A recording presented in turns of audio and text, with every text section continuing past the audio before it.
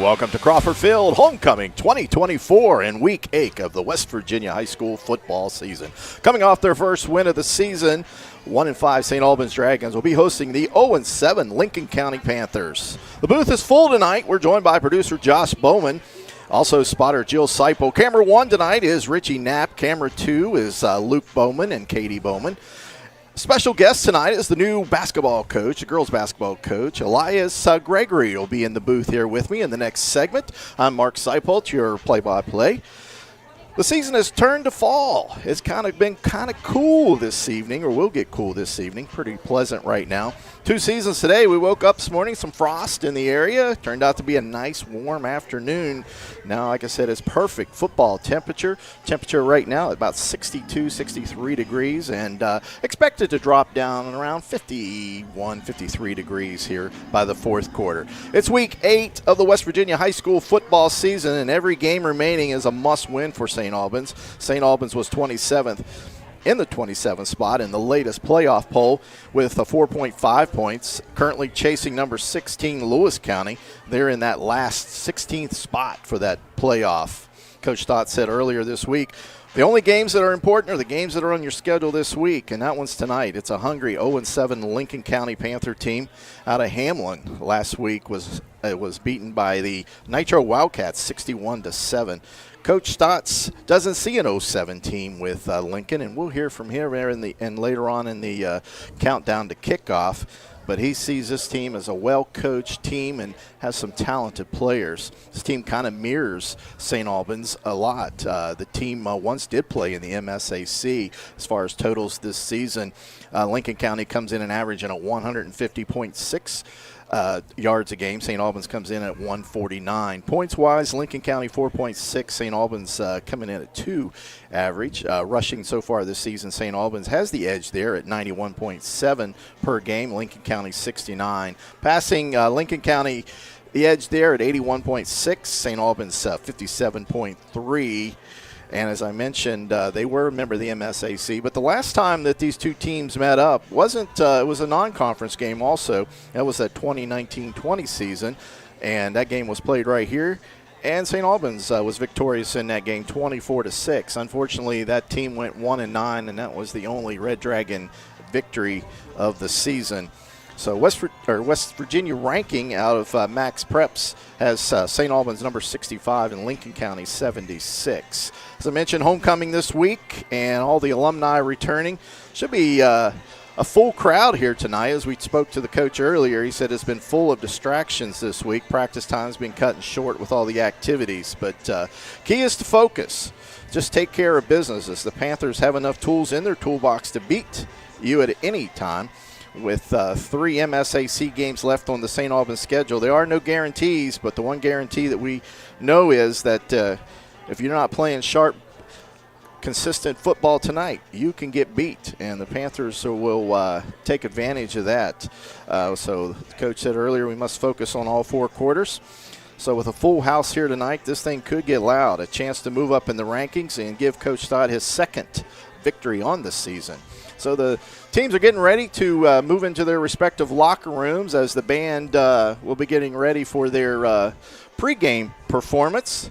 And so we're getting ready for some great high school football. So we want to welcome all the listeners from Oldies 96.9 WWSA and welcome the viewers on a video production. The countdown to kickoff continues after this word from our sponsors.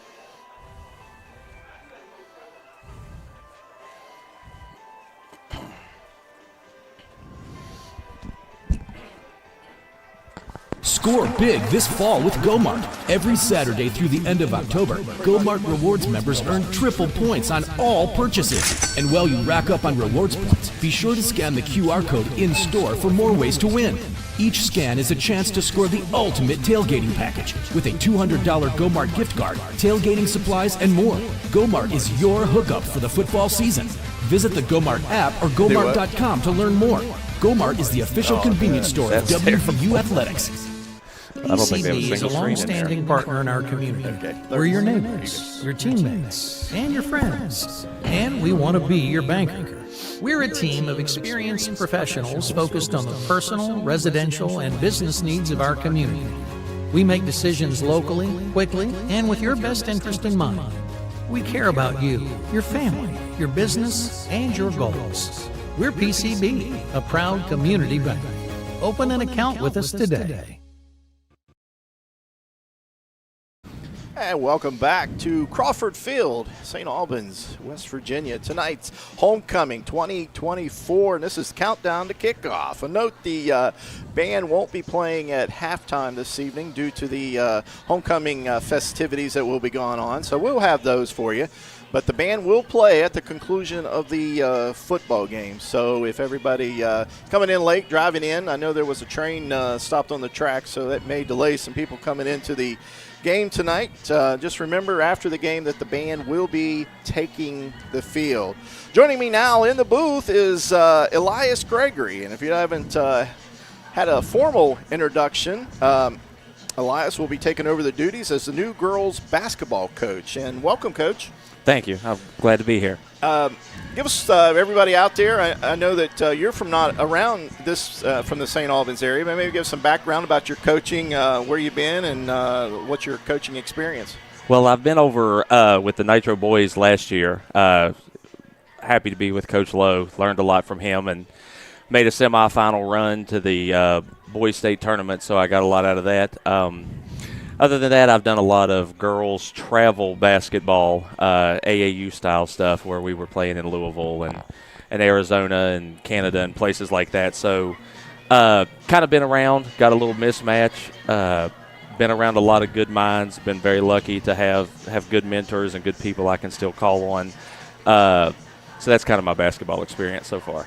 All right, interesting. As far as basketball in this area, you got familiar with some of the kids maybe coming in next year, and the ones that are probably freshmen this year. You got a chance to see them play and get them in and talk to them already. Yeah, I've actually got. I've been really surprised at how good the freshman class looks this year. We've got some kids, 2 or 3 kids that are really going to contribute this year, and that says a lot because I think just in my time being around them, we have a pretty good squad. I think that this is a squad that has a chance to kind of continue the success that the program's had, and I think those freshmen that we have coming in that I've had around are going to be a big part of that. They've really bought in the summer, and they've really been around, and I think they're going to be a big part of what we're doing. Looking at your schedule, man, that's a juggernaut. I mean, you got some big-time teams on there this year. Yeah, the schedule's not going to do me any favors, that's for sure. But I believe that if this team is what I think it can be, and if this team can be where I think we can be in February, that we need games like a schedule like we have in order to get us ready to be where I think we can be in February and March. Where can people find that schedule if they want to look at that? It's currently right now on the St. Albans girls basketball Facebook page. We had to start a new Facebook page. There was some stuff with the other one where we couldn't get a hold of it. So it's St. Albans girls basketball on Facebook is where it's at right now. And we're on TikTok. It's on TikTok. We have it on X. So we're kind of trying to reach everybody that way with it right now. As far as the MSAC, what's your outlook? You've noticed that some of these teams that's been stacked maybe have lost a few players. Does it look more evenly matched? Well, Spring Valley's always at least the current group of Spring Valley is a complete monster. It's still as good as it has been. Outside of that, there's been some losses of some players at some other schools, graduation, transfer, stuff like that. I think it's pretty wide open. I think this is one of the more. I've been a Cardinal Conference guy here for a little while, but I still pay attention to the MSAC, and I think this is probably as wide open 1 through 8 as the MSAC's been in a long time in girls basketball for sure. Yeah, it's been rather top-heavy the last few years. There's been some dwellers, Riverside, Capital, South Charleston, been kind of down at the bottom. Do you see any improvement in their programs? I'll say as much for – I think that especially with talking about Riverside, Coach Frisbee over there, he's working hard. I mean, I've probably seen him at every single – fall league, summer league, everything that I've been at, he's out there working those kids hard. South Charleston has got some new kids in the program. I think that they're working hard. Coach Witten's working them hard. So I'm not sure that there really are any actual bottom dwellers this year, just looking at it before the season. I think we're all pretty evenly matched. I think the teams that have been towards the bottom have been working hard to improve themselves. All right. Now, talking schedule, what about first day of practice, and maybe when we'll be taking that court for the first game? We got November 11th is when practice starts. But coming up, we've got rules clinics and everything. Once you get this close to the season, it's nonstop from about a month out on. Our first practice is November 11th. We have a big-time home scrimmage against Nitro November 22nd, so we really don't have a long time to get ready for the Wildcats to come in for the first time. And then our first game is at the Cabell Midland Shootout, December the 6th against James Monroe, who was a semifinal team in the state tournament last year. So yeah, that schedule looks really really brutal. I don't know who made it, but they didn't do you any favors. Yeah, I may have thrown in a few games on that. Yes, sir. Excellent. All right, let's start our attention to football. You've been following the Red Dragon football team? Yeah, I got to see them in person, over at Nitro, and when they played over at Nitro, and I've watched I watched the South Charleston game last week. So yeah, I've seen a little bit of them. What's your thoughts? I think that they obviously, it's, in my opinion, it's much improved from the product that was put on the field last year. Not taking shots at anybody, but just it looks a lot better. They're a lot more lively. When I watched that Nitro game, everybody knows what the Nitro defense has become this year, and they probably had one of the best drives against Nitro's defense I've seen this entire year, because mainly they just get scored on quickly. But St. Albans was able to put a couple good drives together. I think they're super competitive. I think that they've got some talent, and I think if they stay the course, I think it's going to be much improved, and I think it's getting better as I see. And I'm excited to see them from the Nitro game to the South Charleston game to the game tonight. Knowing some knowledge of Lincoln County, what do you know anything about the Lincoln County team, what we might see here tonight? Well, I got to watch them in person last week. It's a lot of bootleg stuff in the pass.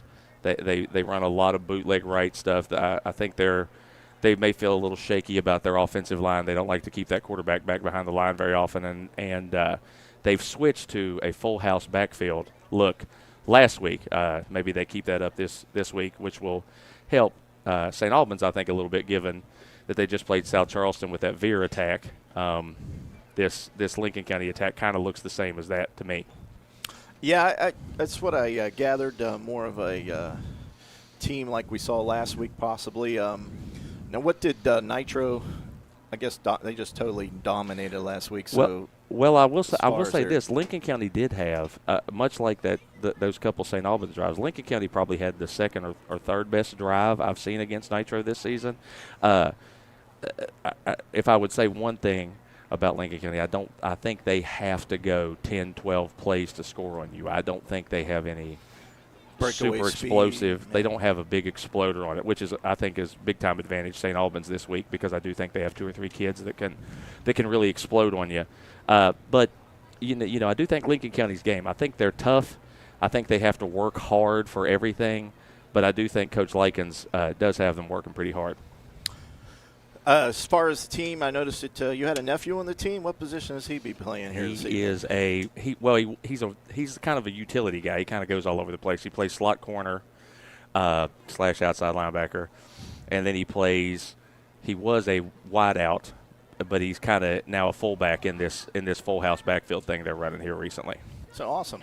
All right, well, we're going to take a break here as the band gets ready to set up, and they'll be doing the national anthem. And we spoke with Coach Stotts a little bit earlier, and we'll take a break. And when we come back, countdown to kickoff, we'll let you listen to what Coach Stotts had to say. You're watching the Red Dragons football live on Video Productions and listening on 96.9 WWSA. Welcome, folks, to the most mouth-watering showdown on television, the Hangry Games Ultimate Snack-Off, right here at your local Little General store. As the snacks fly and the deli slices, remember, dear viewers, every item they're using can be found at your nearest Little General store, where creativity meets convenience. Keep your appetites brave and your snacks ready.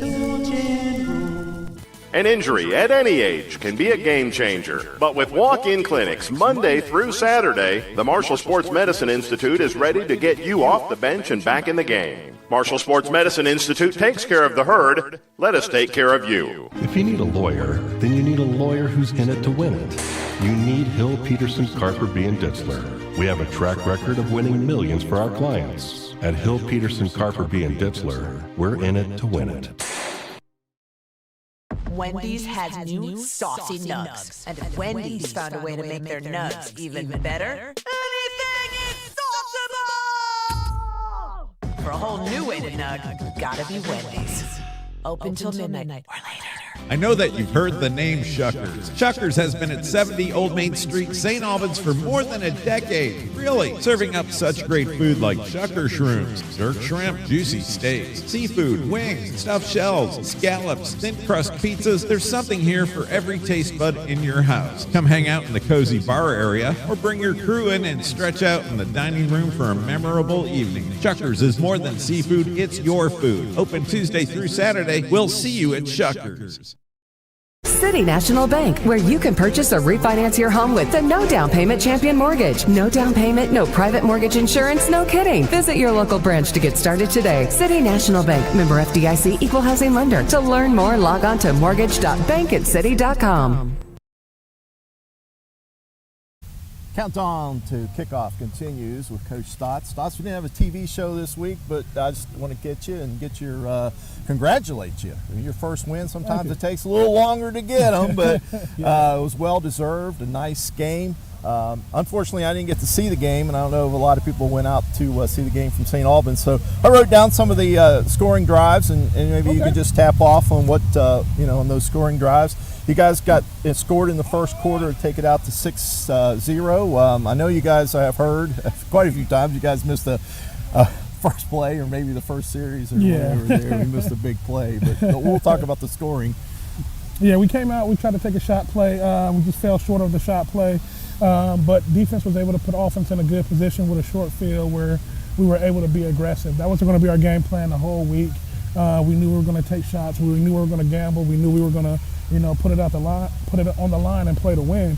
So when we came out that first drive, we took our shot play. We were in good distance, so we knew that we could sustain the drive and get it down to where we wanted to be and strike. And we were able to get it in on a slip play to the flats, and it worked out pretty well. All right. Defensively, you guys on defense, South Charleston scored in the second quarter on a passing touchdown. We got them behind the chains, and we knew what they were going to do, and we wanted to keep everything in front of us and just let them throw it short and get them in the grass.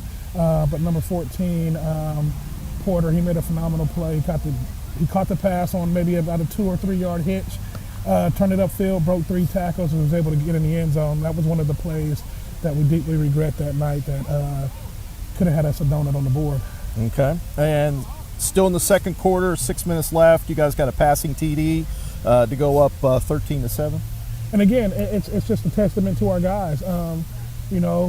We got punched in the mouth, and they responded. They showed resolve. They've been doing it all year. So when they went down and scored, that very next drive, we put together a very nice drive, went the length of the field, and were able to punch it in and get a response from them and get back up on in the scoring in the lead of things. Okay, third quarter, 7 minutes to go. You got a rushing touchdown. Yeah, man. Again, we left a lot of money on the board. We got up to 19 points on that one. We tried to go for 2 to get it to 21. But there were a couple plays that we missed that we left about 6 or 7 points on the board, and we were able to get that touchdown to extend the lead and not look back after that. Okay. Still in the fourth quarter, or go to the fourth quarter, 11 minutes, so right into the fourth quarter. So I say that probably the third quarter you guys had a sustained drive, but you got to run another rushing touchdown. Yeah, we put a big emphasis on that first drive coming out of the second half. That's the biggest drive of the game, where both teams makes their adjustments. You know what they're going to do. They know what you're going to do, and then it becomes a chess match with X's and O's. So we always pride ourselves on getting that first stop out of the half, and we also pride ourselves on getting that first score out of the half. So when we go in and we make our adjustments like we did, we were able to come out at halftime and get a good stop and go ahead and get some more points. And something we don't see much in the high school ranks, got a field goal in the fourth quarter. We actually have 3 people that can really kick the ball, so we've been trying to, incorporate that into our offense when we get into a certain part of the red zone. If it's something where we feel like we're on the edge of, when we're on the edge of scoring range, and we're not too sure about it, we have a couple good kickers that can get it in. We just want to put it on their hash and make sure that they know that they're up and let them get their warm-up in, and we was able to knock it through. All right, stars of the game? Defense, it was Tyrell Ellis. He had 11 tackles, 4 tackles for a loss, 2.5 sacks, and an interception. Co-defensive player of the week was Deshaun Stotts. He had 11 tackles, a half sack, 4 tackles for a loss, and offense was Reese Lilly. I think he was 13 of 19, so I think it was like 195 yards and 2 touchdowns. Oh, good game. And our Iron Dragon, we had several Iron Dragons. Deshaun was one. Not only did he have 11 tackles, a sack, and 4 tackles for loss on defense. Offense, he had 19 carries for 96 yards and a touchdown. Oh, awesome. Then we had Sean McCord as well. He was able to score twice, 2 receiving touchdown and a rushing touchdown, and he also had 7 tackles. And finally, Camonte Gravely, he had 2 huge catches on 4th and 16, and he had an interception to seal it in the 4th quarter. So. Okay. Talking about stats, total offense for you guys, 225. That's awesome. 184 in the air. Also, defensively, you guys only gave up 85 total yards. So a big credit there to the defense in this game. And out of those 85, I think it was 35 came on one play. So, I mean, we really did good on defense. And I believe we had 6 turnovers. We had 2 forced fumbles from Deshaun. We had a forced fumble from Sean.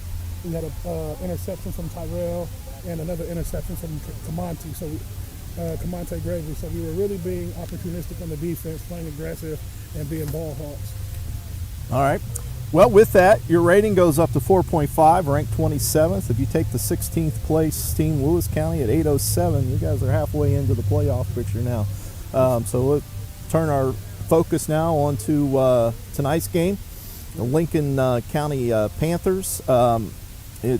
Team that's 0-7, struggling with numbers much like us. I think the beginning of the roster only came with, maybe mid-30s. So, it's kind of a similar thing that we've been faced with in the last couple of years. As far as film, if you've seen anything on film, what would they might scheme-wise they might do to you guys or try to do? Watching Lincoln County play on film, it's very scary. They mirror us, like you said, they mirror us in their numbers. They're a well-coached ball club. They try to do a lot of things offensively by getting their guys in space and running the ball. So they're a very well-coached ball club. I know they're 0-6 right now, but that's not a testament to who they are. So it's really looking in the mirror when we're looking at Lincoln County. Like I said, their record is not an indication of who they are, as our record is not an indication of who we are. So we're definitely not taking them lightly. We've been studying since Friday night. We celebrated our win for a little bit, but we flipped the pages and we really got right towards Lincoln County. We're playing one game at a time, and we understand that we're not out of it. We're not out of it. Our guys are responding, our coaches are responding, and we're just excited to get this one at home. As far as practice, if you feel a little bit of an upbeat since we got that victory, a little extra step this week in practice? Our guys are tuned in. Again, they know exactly what's expected of them. We've been completely transparent with them from the first week. We let them, like I said it several times, we let them know that the first half of the season was going to be rough.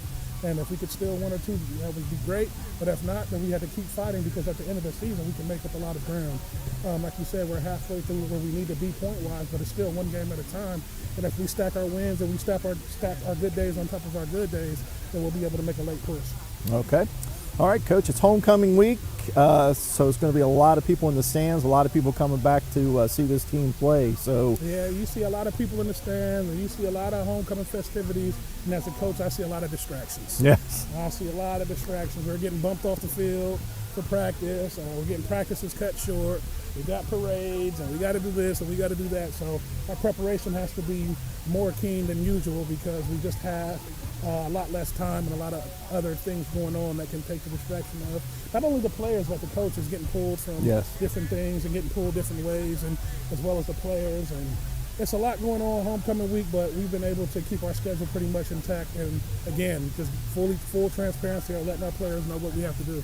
All right. Well, Coach, good luck here this evening. It's going to be another beautiful Friday night to play football and great football weather, and we wish you all the luck, and let's get this homecoming win, and maybe next week when we do our show, we'll be ranked 16th and ready for the playoffs. One game at a time. One game at a time. Love you, Coach. I love you. Take all right, care. back to the countdown to the football game. Welcome, folks, to the most mouth-watering showdown on television, the Hangry Games Ultimate Snack-Off, right here at your local Little General store. Today's culinary warriors have been challenged to concoct the ultimate snack masterpiece, using only the finest weapons in our arsenal, snacks and deli delights. Rosemary wields the ancient spears of Laffy Taffy, and Silas counters with the arrow of Slim Jim. As the snacks fly and the deli slices, remember, dear viewers, every item they're using can be found at your nearest Little General store, where creativity meets convenience. Join us next time for more delicious duels on the Hangry Games Ultimate Snack-Off. Till then, keep your appetites brave and your snacks ready.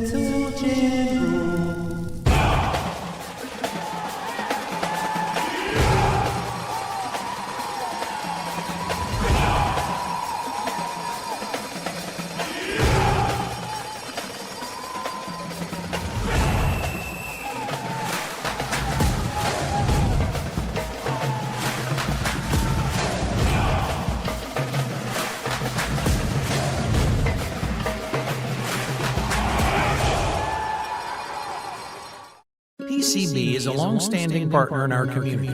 We're your neighbors, your teammates, and your friends. And we want to be your bank anchor.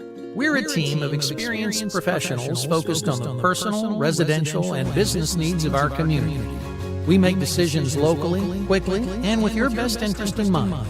We care about you, your family, your business, and your goals. We're PCB, a proud community bank. Open an account with us today. Welcome back to Crawford Field as we're getting ready to have the coin toss and the team enters the field. Captains for the St. Albans Red Dragons, number 62, Landon Green, number 9, Reese Lilly, number 6, Ashton Hamilton, and number 0, and that's Sean McCord, 0 on that.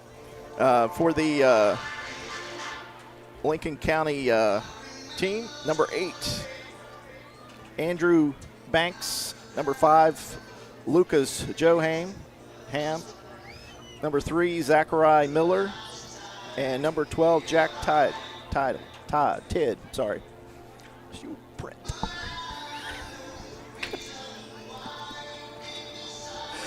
All right, we seen anything there, Elias, on the toss there? Who got the still working out there? Looks like we're still having a little debate out here. All right, while they're doing that, oh, here we go. Lincoln County is we're going to receive the football. Here comes the St. Albans Red Dragons. We'll go over the starting lineups here real fast. The Lincoln County Panthers in the backfield. Cornerback will do their defense. Number 1, Blade Atkins. Number 3, he's a junior. The senior, number 3, Zachary Miller. The senior, number 21, Jordan Gregory. Senior, number 5, Lucas Joham. The middle linebacker is number 8, Andrew Banks. He's also a senior. Another senior, number 8, Alexander Banks. Sophomore, number 22, Dennis Gillenwater. The defensive line, number 75, Blake Lucas. The nose tackle, number 58, Jeremiah Triplett. The tackle, David Stevens, the junior, number 56 on that. And the defensive end, number 12, Jack Tidd. He's also a senior. For the offense, for the St. Albans Red Dragons, the quarterback, number 9, Reese Lilly. The tailback, number 11, Deshaun Stotts, the senior. the H-back tonight, the senior, number 0, Sean McCord. The wide receiver, number 2, Deuce McLean. He's also a senior. Another senior, number 6, Ashton Hamilton, will be in the slot. On the other wide receiver is Malcolm Maxwell. He's also a senior. Along the line, tackle, number 72, Lucas Warner. Number 60, Gavin Duncan. He's a junior.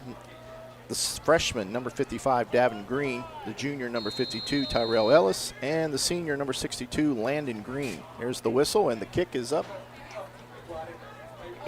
And the kick is off, and it's fielded there by Lincoln County as the ball is carried up over the 40, and that's where they'll start their scrimmage right there about the 42-yard line.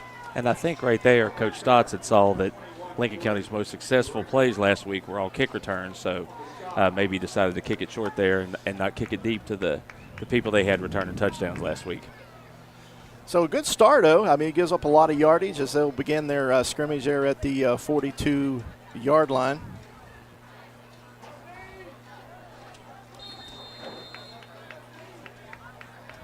As Lincoln County sets up, as Elias mentioned, they were more of a full house backfield. They look a little confused now, though. Little 2 wide receiver action as the quarterback is in the shotgun. Lucas Joheim, the inside handoff is taken there by number 8, Andrew Banks. Good carry up next to the 50-yard line. They're going to spot it at the 49. Right there's just straight smash mouth football. I think it's a good idea to try to get everybody calmed down here on homecoming night. If you're coming in as the opponent, try to take the crowd out of it. All right, same setup here. And the handoff this time is number 8 again, also Andrew Banks. This time he is taken down right there at the line of scrimmage. Take down there by number 62, Landon Green for St. Albans. Moved it up about a half a yard. That brings up a 3rd down and a yard and a half. This time the quarterback's up under center. H-back and 2 running backs. 1 wide receiver to the near side. This time a quick inside handoff there to number 21, Jordan Gregory. We know this guy, don't we? Yeah, a little bit. I kind of thought that looked like they were setting up for a fullback dive there. That's what it seemed like to me. They always do in these short yardage situations here. Going to try to go quick and sneak it, looks like right here. All right, the official steps in, calls it a first down. Well, that was close there. You thought they'd have measured that before they. But they're giving him the first down, and the chain gang is moving the chains.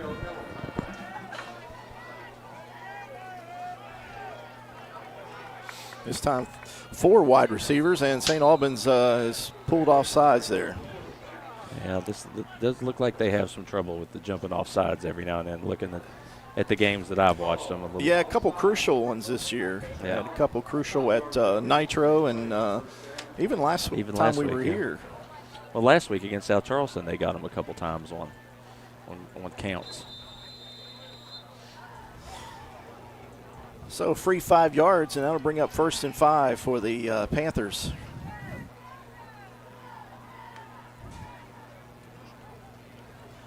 Four wide receivers, 2 to each side, 1 running back.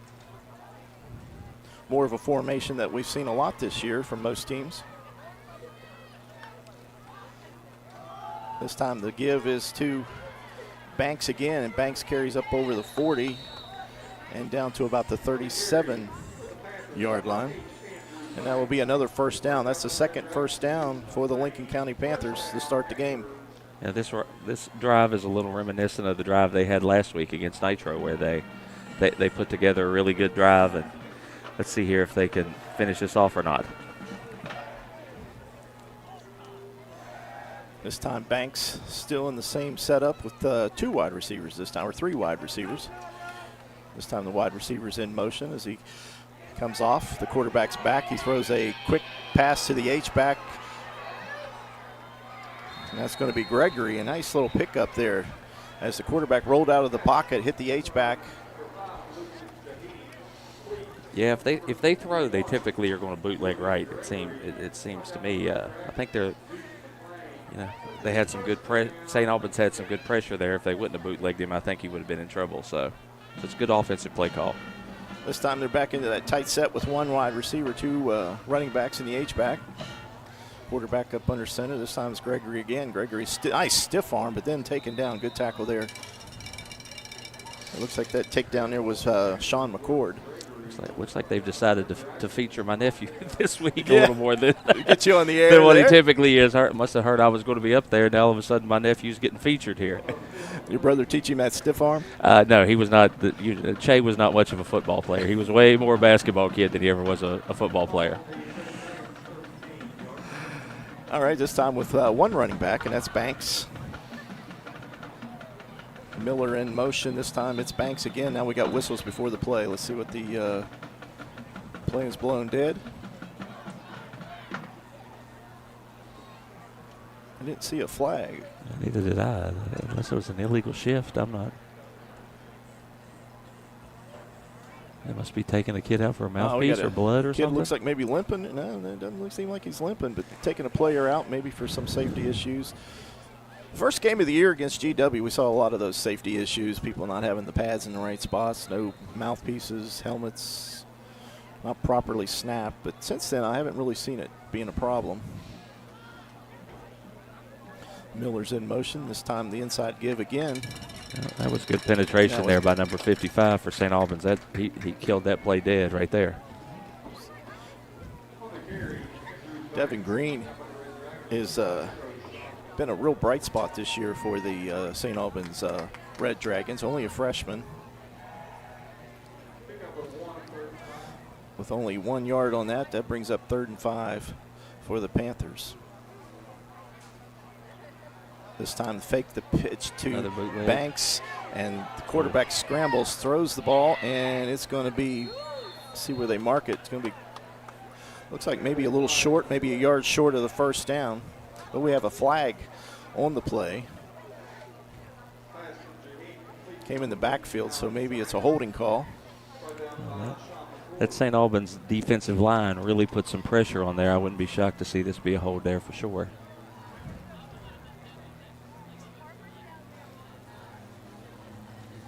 Referee's call, yes it is. It's a holding going against the Panthers. Wow, you make the big bucks, Mark. To make predictions like that, you saw that one. Seen enough football. You can almost predict them. And that holding call is, I don't know, sometimes you see them go not get called, and other times you see nothing and it gets called. Almost like basketball. Yeah, absolutely. Don't get me started on, on basketball officiating. Quarterback's back. We got a blindside blitz there, and a ball gets the ball out, but man, he took a shot there on the outside for St. Albans. Muhammad came flying off that end and tackled the quarterback as he was throwing the football. So now it's going to be 4th and 15. High school football at this area, we probably be going for it. I don't know if they have a good-sized kicker. From what I saw last week, it doesn't look to me like they have any a real kicker. Well, they're going to talk about it. We're going to stay right here as they call a timeout to talk about it. The hero of that series right there was definitely the St. Albans defensive line. They kind of Lincoln County has driven down the field on them, but they stood up big time there on those 3 plays. And I think that last week's same results. South Charleston, I do believe, had a pretty good drive, and after that, it was just lights out for the defense. A lot of pressure, a lot of sacks, a couple turnovers. If you can control up front, you can control the game, and I think they've definitely done a really good job of controlling up front this drive right here, and last week it definitely looked like they did a good job of controlling up front. And St. Albans does that well, playing in the MSAC. I mean, they play some teams that have real lines, pretty stout up front. So they're going for it on 4th and 15. Banks, the lone running back behind the quarterback with 2 wide receivers. Miller in motion. Quarterback looks, nothing there as he tries to scramble. He goes around the 25. He throws it up, and it's going to be incomplete. And St. Albans is going to take it over on downs. Excellent job by the defense there. Excellent job. to shut that scoring opportunity down there and not give up anything. The quarterback had nowhere to throw it to. It was a tight window. He tried to throw it in there. Even I think if he would have caught it, they wouldn't have had the first down on that. So anyway, the ball's turned over. It's 7:28 here in the first quarter. St. Albans' first offensive possession. Quarterback for St. Albans is Reese Lilly. We've seen them share time with Deuce a little bit, but tonight Reese gets the snap, and this has been a problem this year for St. Albans, is this snap and turn it over on their first offensive play as the ball bounced off the quarterback's hands and picked up there by number 58. That is Jeremiah Triplett for Lincoln County. So Lincoln County gets the ball right back to where they had it. I wonder if he was ready for that snap. It looks like to me, watching Lilly, when he plays quarterback, he likes to get really low right before he takes the snap, and it didn't look like he had kind of got crouched down there yet for that one. So maybe a little miscommunication on the snap count there. So we're back to action for Lincoln County. Two wide receivers. Miller's coming in motion.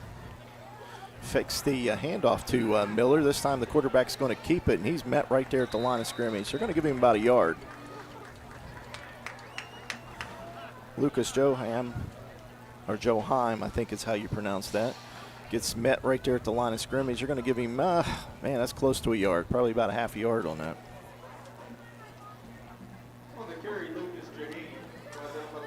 PA saying Jaheim.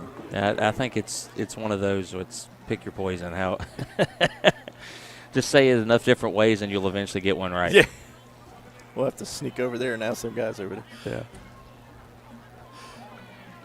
This time, one wide receiver, or three wide receivers. And now we got a bad snap this time for Lincoln County. Luckily for the Lincoln County Panthers, Banks was back there to recover that. So mistakes early for both teams. And if you're Lincoln County, you really hate that. That gets you behind the chains again here on a third down when you were in scoring positions. Three wide receivers once again, this time shotgun formation. Andrew Banks, the tailback. Looks like still trying to get the play call here.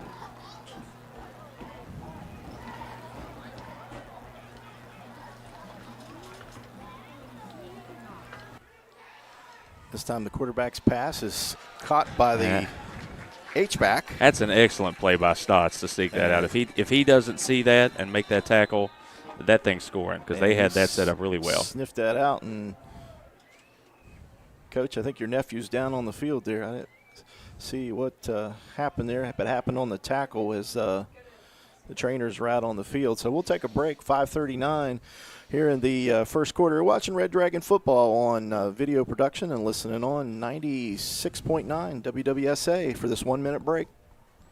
Score big this fall with GoMart.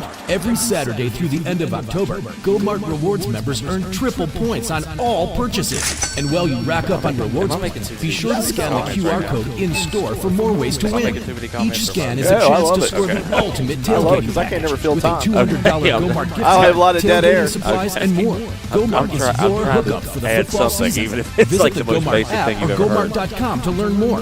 GoMart is the official convenience store of WVU Athletics. PCB is a long-standing partner in our community. We're your neighbors, your teammates, and your friends. And we want to be your banker. We're a team of experienced professionals focused on the personal, residential, and business needs of our community. We make decisions locally, quickly, and with your best interest in mind. We care about you, your family, your business, and your goals. We're PCB, a proud community bank. Open an account with us today. Back live here at Crawford Field. The player that was injured there was taken off with assistance there, so we hope he's okay, because he's been a big contributor here so far this evening. Three wide receivers. as the quarterback drops back, and here comes the rush again. He breaks out of the tackle there by St. Albans, and he's on the run. He's up over the 20 and down to the 15 on his feet, down close to the first down there. Nice little run, but that was fourth down. I don't know if he got the 14 yards or not. Looks a little short to me, but that was a heck of an effort there by the quarterback to try to make a play there, get something done. Looks like he's probably a yard short. Devin Green had him wrapped, and he just broke out of it and just sprinted off there to the left and down the sideline. So I think they're marking him short. So this will turn the ball over again on downs. Second time tonight that the St. Albans defense has stood the. Yeah. Let's see. Hopefully the St. Albans offense can calm down a little bit here, avoid the mistakes, and get a couple good plays off here. You're talking about the quarterback position there where he crouches down. I don't know if because he's so tall he has to do that. Maybe the centers have problems getting it to his hands. It's every time I've watched him and it's not a negative thing. Just every time I've watched him, it seems like he does. He almost comes up off of his. Yeah, look. Yeah. Now that looked like a lot better snap there. Stotts gets the handoff, and he's met with a crowd of white shirts, and he's going to go down probably right at the line of scrimmage or maybe behind the line of scrimmage. Yeah, they're marking it behind the line of scrimmage there for a loss of 1. When you talk about pursuit, there was at least 4 white jerseys in there on that. Yeah, that was definitely another a play made completely by the defensive line there. So 3 wide receivers to the near side, 1 to the wide side. H-back, Stotts the tailback. Lilly kicks it all the way out to Deuce, and Deuce is hit behind the line of scrimmage, and he's going to lose more yards on that. Well, it definitely is a much different pursuit this week than what I saw out of Lincoln County last week. I mean, they look like they're really those first 3 plays they're flying around to the ball, and now you got to make sure you don't move too far back here. Try to get some yards to get out of your own end zone. Now I will say that Nitro's offensive line is just a tad bit better than St. Albans' offensive line. St. Albans might be better, but they've lost 4 offensive linemen this year due to injury for season-ending injuries. So it's probably a lot different than even the last time I saw it. It's week 2. Been a hard season there. This time we got whistles before the snap. And again, I don't see a flag. Well, maybe there is one down over here by the official that I can't see into this corner, and they're calling a legal procedure penalty. So half the distance to the goal.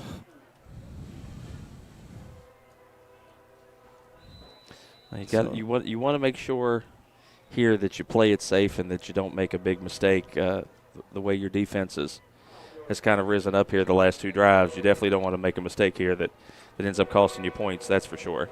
Looks like they don't have Deuce covered over here in the slot at all. McCord coming in there for the guilty party on that last penalty. Reese Lilly drops back, throws it to Deuce in the slot there. Deuce breaks a tackle, and here comes Deuce. He's up over the 15 to the 20 and pushed out of bounds here about the 23-yard line. That will be a first down. Nice.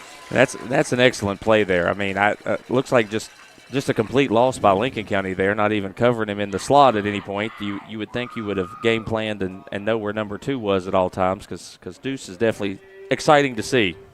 You remember Deuce? I think you coached over youth league basketball, I think, when Deuce was playing yes, sir. Over there at the Nitro Rec Center, and he was 5 playing with 12-year-olds. He was a machine back then, and he's still as explosive as can be. So we got 4 wide receivers this time with 1 tailback, Lilly the quarterback. Coming in motion is Deuce McLean. This time Stotts with a carry. Nice run that time as he carries the ball up over the 30.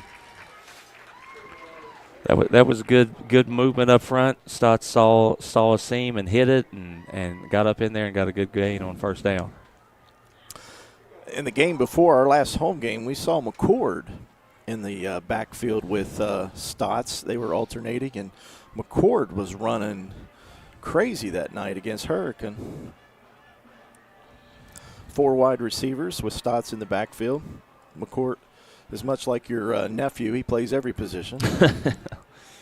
This time Stotts once again as he carries for the first down and gets the ball up to the 35-yard line. It looks like my nephew's still over there on the bench getting worked on a little bit, which is definitely a big blow for Lincoln County. He's not that I'm biased or anything, but he's a big part of their defense as well. Yeah.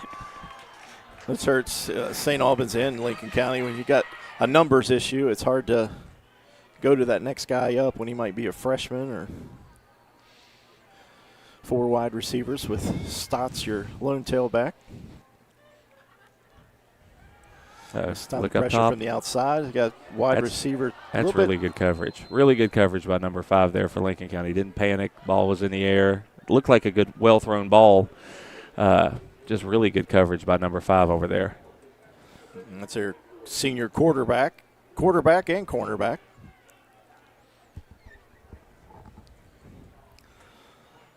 One of those gifted athletes to bring up 2nd and 10.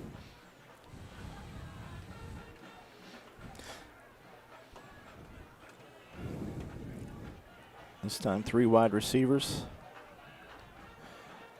2 to the wide side. This time Stotts gets another handoff. Nice hole, but it closed quickly there. That was a good play by 56 there. They were bringing the blitz off the edge. If you make one guy miss there, it's off to the races. So that's a really good tackle there by number 56. David Stevens, we'll give him credit for that. 3rd and 8, so another long 3rd down here. Let's see, we got Deuce still in the slot. Let's see if they look for him on another crossing route here. This time all-out blitz here by Lincoln County, and they're going to bring that quarterback down. At least Reese Lilly goes down at the 31-yard line, and that'll be the sack. And that was a host of white shirt on that one. It was an all-out blitz. Well, I think he definitely was looking for Deuce there on a slant out of the slot. Saw something he didn't like, and it actually made a really good play there just to hold on to the ball as he was getting pressured and brought down there. So Deuce in the backfield. Deuce is their punter / quarterback, so you never know if it's a legitimate punt. We saw him at Nitro take one for about 28 yards, 38 yards maybe. It was a nice little carry. It looks like you called that one right there. Here he comes. Deuce up over the 40 to the 45, up over the 50, down to the 40, 35, 30. Finally drugged down from behind about the 23-yard line. Now, that's something you definitely don't see very often, the old punter counter right there. It looks like he ran a counter play on that one. He put his foot in the ground. And it was. I asked the coach about that one after the Nitro game, and he says that's totally up to Deuce. If he sees it, he goes. I was like, well, that's a lot of confidence in a player at the high school level. Yeah, for sure. That's definitely takes something to trust him that much. But Coach, I'm sure Coach Stotts has been around him long enough to believe that he's got the IQ to be able to make that decision.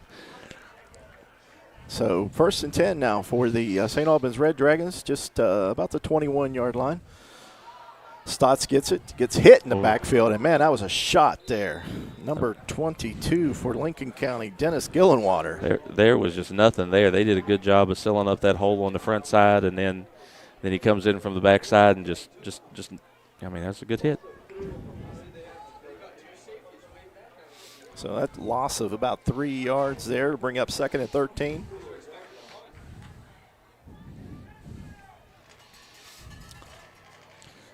So far, Deuce McLean has been the show here so far for the St. Albans Red Dragons, at least on this drive. And that'll be the end of the first quarter. Boy, that was a quick first quarter. Yeah, no score as the first quarter comes to an end. This is Homecoming 2024. You're watching Red Dragon Football live on video production and listening on 96.9 WWSA. Looking for a path to success in service? The West Virginia Army National Guard offers unmatched opportunities. Earn your degree with up to 100% tuition assistance while gaining invaluable leadership skills. Join a team dedicated to community, state, and country. The West Virginia Army National Guard, where your future starts today. Visit nationalguard.com WV to learn more. We guard West Virginia.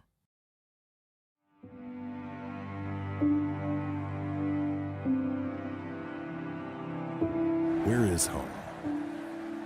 Home is where we live, work, and play. It's in the small, quiet moments and the memories we capture.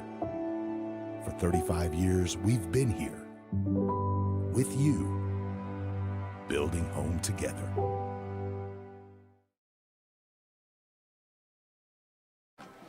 Live back here at Crawford Field. It's the beginning of the second quarter. St. Albans faced with a 2nd and 13. This time a fake pitch to Stotts and down the field. He threw it to his wrong shoulder on that one. Well, there was some kind of miscommunication there. Either he thought he was going to break out or Maxwell was turned toward the goal, and the ball was thrown to the other side there on him. And, man, he was open. Yeah, and it was a good-looking ball. It was just not to the right spot. So now it brings up 3rd and 13, but this is 2-down territory. They kicked a field goal last week, so we'll see what Gavin Duncan knocked it home. So first one of the season, first try. Looks like you don't have anybody in the slot here covering again on Deuce.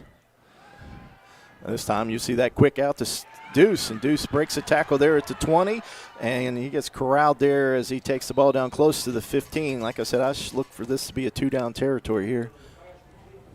Broke the first tackle. Just couldn't get through the next two guys there. Yeah, but they're giving him a lot of space over there by not covering him. I think they're going to give him that play all day. I think they're a little scared of his speed.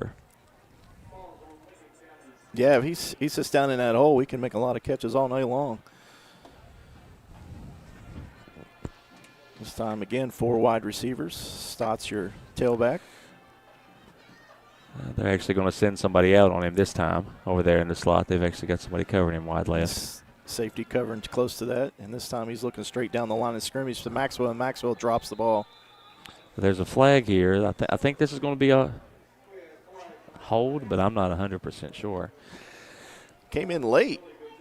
The Lincoln County kid that was coming through made a really fell down weirdly. I don't know what happened there.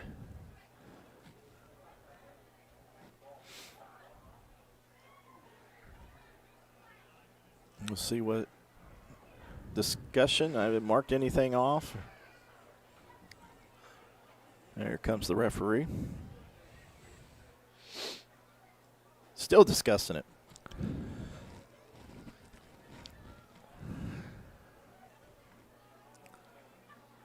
Illegal shift? I mean, he didn't make the hand motion, but that's the start of an illegal shift call. Yeah. I don't know what your two fists together means. Has to be some sort of illegal shift there, but I guess maybe on the wives. I don't understand the late flag on that. You think that would have came out earlier than what it did. For sure. But anyway, it's declined, and Lincoln County will take over on downs there. So didn't really matter. He dropped the ball, so really it was a penalty that didn't mean anything. This time back up under center as the quarterback as he gives the ball to Banks. Banks breaking some tackles at the line of scrimmage. Nice little run that time as he carried the ball for about 6 yards. He worked hard on that carry for sure.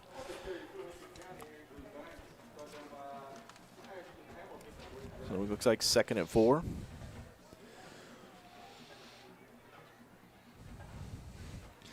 Looks like they're still working on my nephew over there. My brother texted me the update is an ankle. That's the official update, an ankle injury from week 1, in case you were interested, Mark.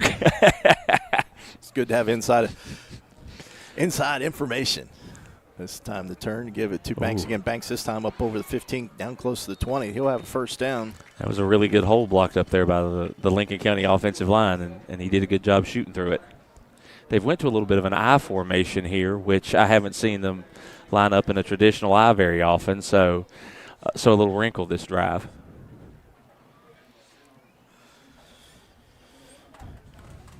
See, hey, go to a little mini huddle too, man. They're old school. They've completely changed the entire pace here, haven't they? Coach Bradley Likens says, hey, ain't working, we'll fix something. Change it. This time up under center again.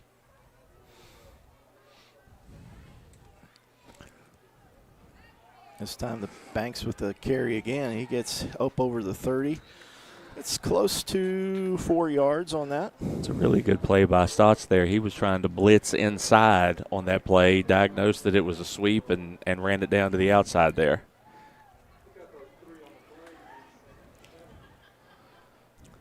So we're looking at 2nd down and 7.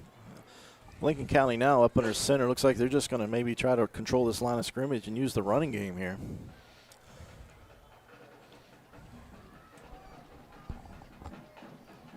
With 2 backs in the backfield. Banks again. Banks, good carry again as he gets close to the 40. Looks like the first down will be at the 40, so we're maybe about a yard short. That looks like another good 2 run yards. off tackle there for Lincoln County. St. Albans is bringing a lot of pressure straight up the middle, and those off tackle runs seem to be catching them right now. Nice adjustment so far for Lincoln County because they got burned there on that last possession with those linebackers cheating up, and this time back out of the eye with just the single back. Miller goes in motion, changes the side of the line of scrimmage as they go heavy to the right. This time the quarterback's going to keep, and he's going to go down way behind the line of scrimmage. A loss of about 2 yards on that. I like that play right there is made by 52 Ellis because he's just in the backfield immediately, and the quarterback's already running around, scrambling, and the rest of the St. Albans defense is able to come in there and clean it up. But that's a really big play there by number 52 to get through on there and cause the penetration. So it looks like it's going to be a punt here for the Lincoln County Panthers as number 40, Derek Atkins. He's a senior on the field watch to out for a punt count this one here. away. Nobody back for oh no, they're trying to draw them off, that's for sure.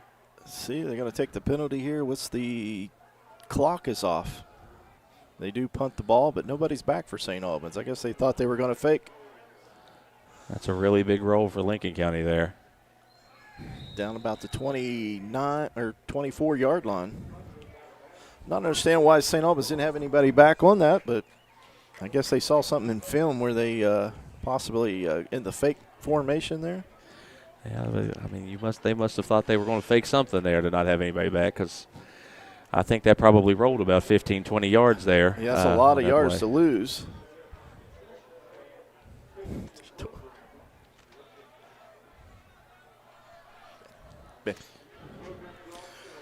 So we've down to 7:18 here in the second quarter, and we still have no score. I think the most effective thing for St. Albans so far has been the quick passing game. Let's see if they go back to that a little bit here. Still playing way off a Deuce in the slot, so I would try to give them a little bit of the quick passing game here. Deuce was in motion on that. This time to Stotts. Stotts breaks a tackle and carries the ball up over the 30, close to the first down, but I think he's going to be about 2 yards short. Give him 8 yards on that carry. Nice carry. Stotts had 96 yards last week for the St. Albans Red Dragons against South Charleston. That was his season high.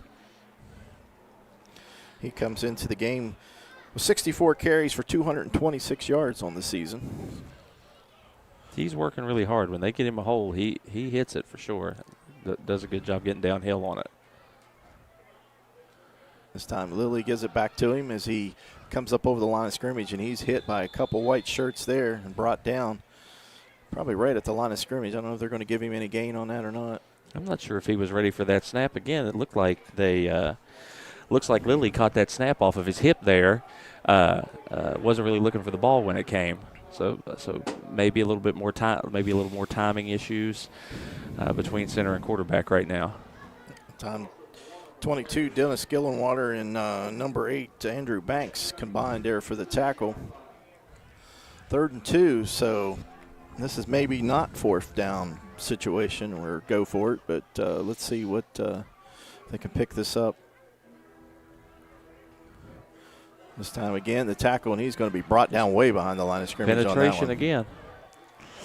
Big number 75, Blake Lucas. I think definitely the story of this game has been the way both defensive lines have played. they're bending but not breaking both sides on defense right now. Seems like they get a couple good runs and then they shut them down.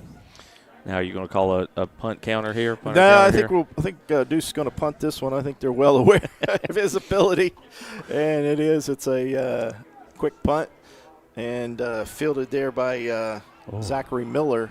That's a good move. He breaks up over the 50 to the 45 to the 40, and Miller is off to the races, down to the 20, and finally brought down there. Good tackle there. It looks like Deuce McLean. Lincoln County has lived on this end of the field almost the entire half. I'd be interested to see time of possession and just how long they've been over here in St. Albans territory. Hopefully St. Albans can stand up here and get another stop. Nice to get a turnover here. The ball's going to be placed at the 15, and great field position here for Lincoln County as they go first and 15 or first and 10. And they're back into that I formation again.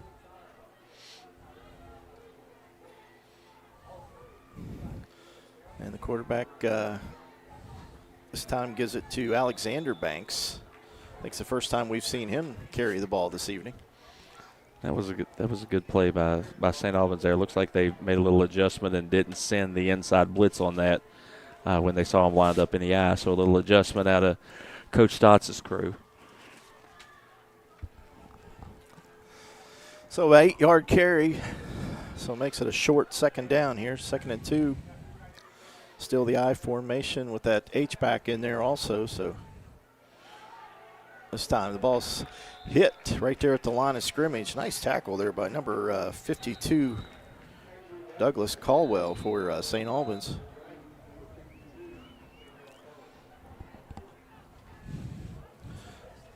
And we got a timeout. And I was wrong on that. That was 62, I think they said. I think 52 Ellis was the player. 52? Yeah. Tyrell Ellis had a monster game last week. We'll stay right here as a timeout on the field there. 4:21, 3rd and short. Eli, what do you what's the coach drawing up over there? What's the coach drawing up on both sides? Well, I would keep in the eye here and know it's 4-down territory and see if I could pick up a couple yards here.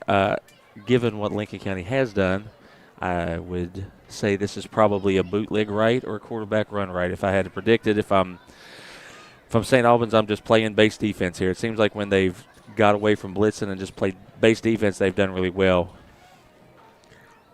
All right, here we go. It's they got 3rd and 2 on the scoreboard, but from the distance from the chains over there, it looks longer than 3rd and 2. Looks like about 7.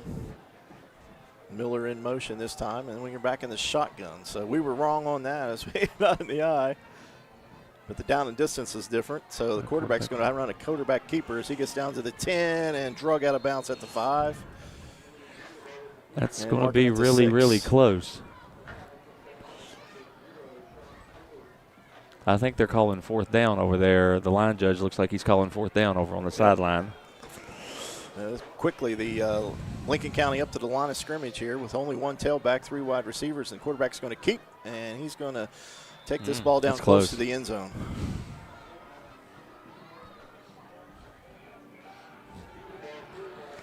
Well, now it looks like you got 4 downs from the 1, but they're going to go quick and probably try to sneak it in again here real fast on them. Seems like that. And they pushing him forward, and he's going to fall into the end zone there. The quarterback there for Lincoln County, Lucas Joheim, carried the ball in for a 1-yard touchdown run. I think they're going to go for 2 here. They did kick an extra point last week, Lincoln County did, but I think looked like the quarterback was running off and he ran back out here. Got sent back out on the field to go for 2 here. And he's back in the shotgun with 2 wide receivers here on this 2-point conversion. And this time the quarterback's going to roll out and throw it into the end zone. He's just throwing this one away as he got hit hard. Didn't fool anybody from St. Albans there. Number 6, Ashton Hamilton, brought the pressure. And so they'll have to settle just for the touchdown. Well, that comes with 3:38 to go here in the first half. And Lincoln County with that 6-0 lead. Yeah, well, Lincoln County has definitely lived down inside the St. Albans 25 here the entire first half. Eventually, they figured out a way to get it to pay off. So need a big-time answer here from St. Albans. Need to be able to string something together and get some points on the board here before half. Got plenty of time, 3:38. Reminder coming up here at halftime, we have the homecoming activities. And I don't know how soon they'll set up for that, but we'll go to our break right after halftime and come back, and hopefully they'll be ready. And we'll get you full video production of that, and you can see who the court is.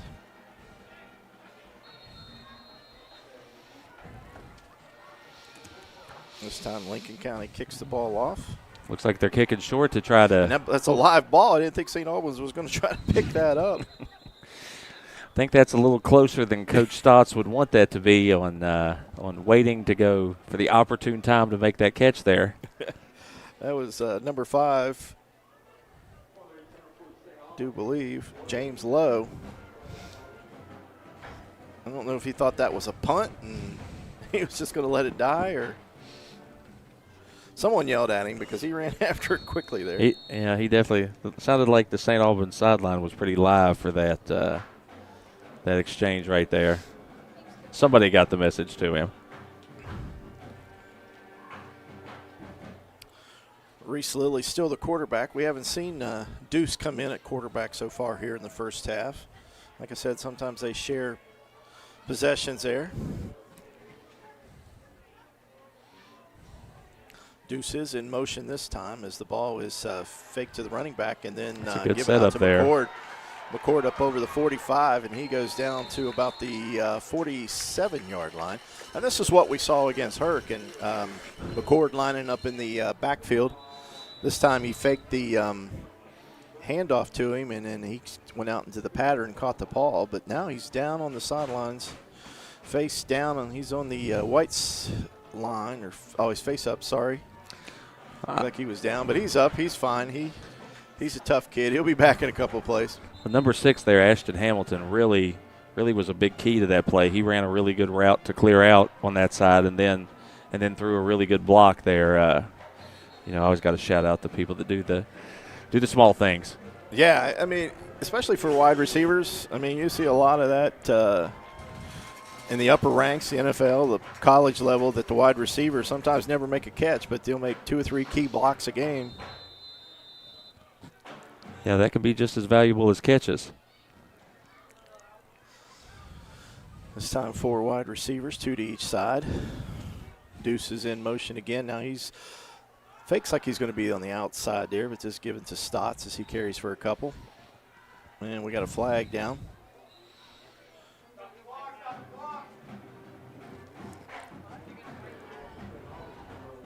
Let's see what this is.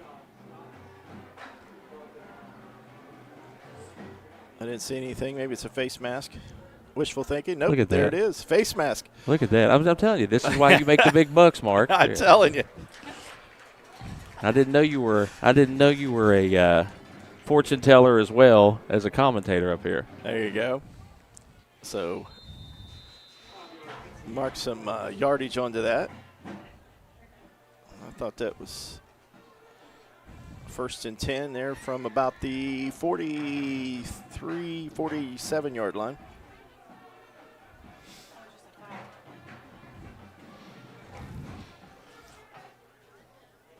Lillies fakes the pitch to the outside. He's getting a lot of pressure, but he throws it up to Deuce. Deuce! Oh! Then again, it was on the wrong shoulder. Yeah, again, looks like a little miscommunication between quarterback and receiver there about where they wanted the ball at. But in fairness, he was under a lot of pressure there. Sir. Yeah, absolutely.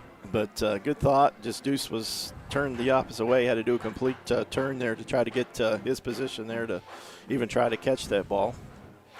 I mean, the Lincoln County defensive line has done a great job getting penetration here. I think that there's been 2 or 3 times now that Lily's had an open receiver, but he's been under so much pressure he's He's running for his life a little bit back there right now. This time Reese Lilly with the pass out to the outside, just a little strong on that one. He's looking right at Deuce McLean here. That's been his primary target this evening. Let's see, brings up third down. He actually did get pretty good protection on that play. That was a good job by the St. Albans offensive line to give him a minute to step up there into the throw. Trying to figure this out. I thought they had a face mask, but they didn't give him a first down on that. That's 3rd and 4 now.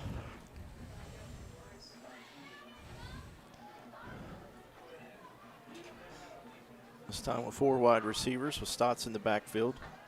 Lilly with the snap. Good throwing throw. it quickly out to the wide receiver number 6, Ashton Hamilton. Yeah. And he's going to get a first down. Makes a heck of a play there to get up there. He caught it 3 or 4 yards short and just stuck a foot in the ground and got up the field and toughed a first down out there. So 2:24, still plenty of time to move the football without giving it back to the Lincoln County is the primary goal, I think, here.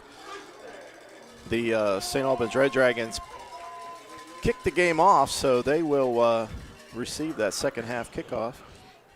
So get a score here and get the ball first. Start the second half would be my goal. 4 wide receivers, 3 to the wide side, 1 to the short side, 1 tailback.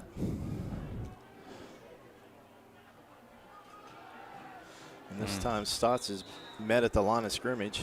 22 for Lincoln County. He's been out there really, really sticking people, really hitting. That's Dennis Gillenwater. Yeah, he's playing an outstanding linebacker position. He's plugging that hole every time.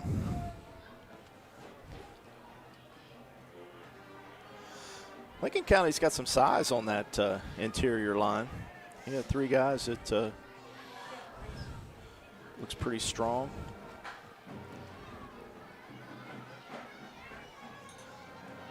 Lilly this time as he throws that crossing pattern to Deuce once again. And Deuce, I thought it was down. Yeah, he's down. Deuce went back on that. He had the first down, and then he took a few steps back and got tackled back behind the first down marker. After a couple shaky throws on this drive, Lilly's really, really stepped up on the last 2 throws he's made and made excellent strike passes. 3rd and 1. This is definitely 4-down territory here with a minute to go. Coach probably still has these timeouts left too, so time's not a factor, I don't think. This time Lilly's going to take off running with it here. Good so he goes decision. over down past the 30 to the 25, and he'll have the first down easy there. We don't see him run very much, but that time there, Reese Lilly, he's only carried the ball 13 times, and most of those have been on sacks. That's his first positive. He's been minus 17 on the season. So we do get that timeout, and we'll take that break with him. You're watching Red Dragon Football live on video production and listening on 96.9 WWSA. Welcome, folks, to the most mouth-watering showdown on television, the Hangry Games Ultimate Snack-Off, right here at your local Little General store. As the snacks fly and the deli slices, remember, dear viewers, every item they're using can be found at your nearest Little General store, where creativity meets convenience. Keep your appetites brave and your snacks ready. Back live here. Coming close to the end of the second quarter here. Remember, coming up at halftime is the homecoming festivities. Meet the Queen and King of homecoming this year. 1st and 10 for the St. Albans Red Dragons. The ball was placed about to the 25-yard line. 47 seconds.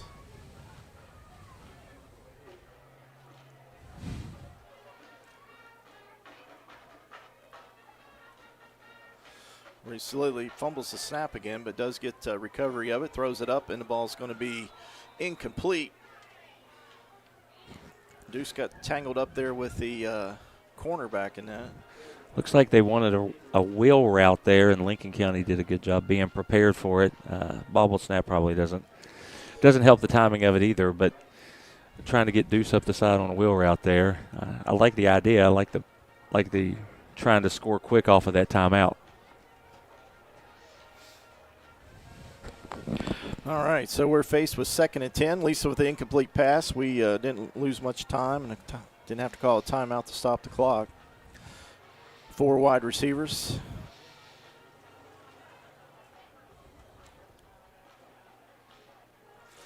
And Reese Lilly fakes the handoff. This time he's going to kick it out. Deuce is there. And did he? Oh. Banks went up strong to knock it away, but Deuce almost caught the deflection on his back. Boy, that was almost a heck of a play by Deuce there on that. I definitely think they're trying to quick strike that Lincoln County defense. They haven't really been playing a deep safety at all at any point, and I think it's a good idea to try to test that if you're St. Albans. They've done a good job in one-on-one coverage, but all it takes is one mistake to make a big play there. So we're faced with 3rd and 10. We still may be in 4-down territory. I don't know how comfortable we would feel about kicking a field goal from there. 4 wide receivers. Maybe and another bobbled snap. This time this is going to be bad here as that ball was thrown all the way back to the 43-yard line. And as you mentioned before, it just seems like that ball's coming in low, and Reese Lilly's a tall quarterback. It seems like he has a hard time getting down for those. Yeah, I think it seems like they haven't quite gotten the communication right on what they're trying to do there on that snap, and that cost them big time. This time Deuce in, and they're going to let the clock run out, and we are at halftime. Quickly played first half, well played first half also. Been a few mistakes, but defenses have dominated in this game. Lincoln County holds that 6-0 score, and we want everybody to stay tuned. We got homecoming festivities coming up. You're watching Red Dragon Football live on video production, and you're listening live on 96.9 WWSA. PCB is a long-standing partner in our community. We're your neighbors, your teammates, and your friends. And we want to be your banker. We're a team of experienced professionals focused on the personal, residential, and business needs of our community. We make decisions locally, quickly, and with your best interest in mind. We care about you, your family, your business, and your goals. We're PCB, a proud community bank. Open an account with us today. I'm preparing to save lives. I'm making a difference. I am learning from the best. In state-of-the-art facilities. I'm a nursing student. At West Virginia Wesleyan College. With skilled nurses needed more than ever, West Virginia Wesleyan wants to help you launch your own in-demand career. You'll benefit from a recent $500,000 upgrade to our nursing labs. Learn from expert faculty and be considered for generous scholarships. Become a nurse. Start your journey at West Virginia Wesleyan College. All right, live back here at the St. Albans Crawford Field as we get ready for halftime. All the participants for the halftime are out there rather quickly. I was thinking they would take a few minutes to set up when we go to our medical minute, but nevertheless, we will be ready for them as our producer sets up the camera so everybody can see and hear from the public address announcer on all the participants and here in the homecoming this evening. So, again, the score here at halftime is the Lincoln County Panthers 6, St. Albans Red Dragons 0 here on Homecoming 2024.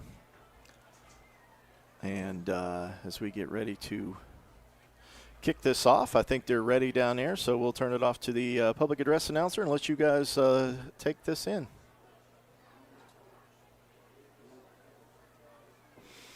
And they threw me off. Now they're bringing out more props.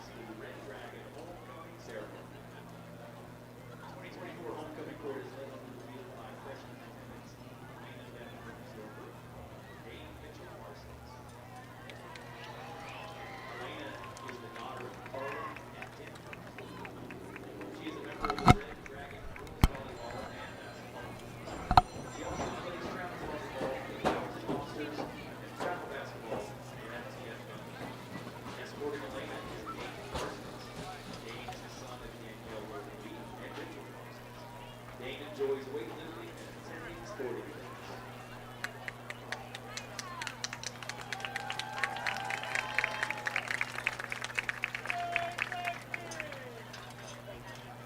Representing the sophomore class of Billy Elizabeth Mayer and Blake Allen Hertzberger. Billy is the daughter of Carrie and David Mayer. She is a member of the Red Dragon softball team at Massachusetts. She is also a member of the SAHS Hope Club. Escorting Billy is Blake Hertzberger. Blake is the son of Carla and Tim Hertzberger. He is a member of the Red Dragon boys basketball team.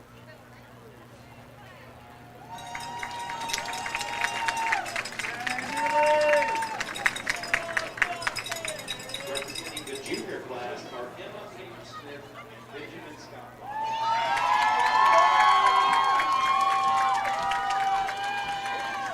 Emma is the daughter of Marty and Sam Smith. Emma is enrolled in Honors Medical Assisting at Ben Franklin and serves as the president. She also works at Little Jeans in Care Assistance. Escorting Emma is Ben Bach.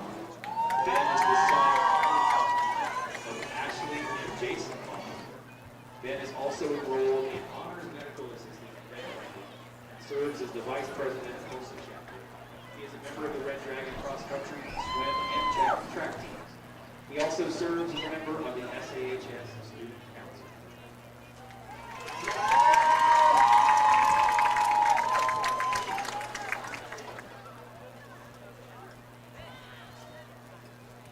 The class of 2024 is represented by 3 attendance center escorts. The attendants are Ava King,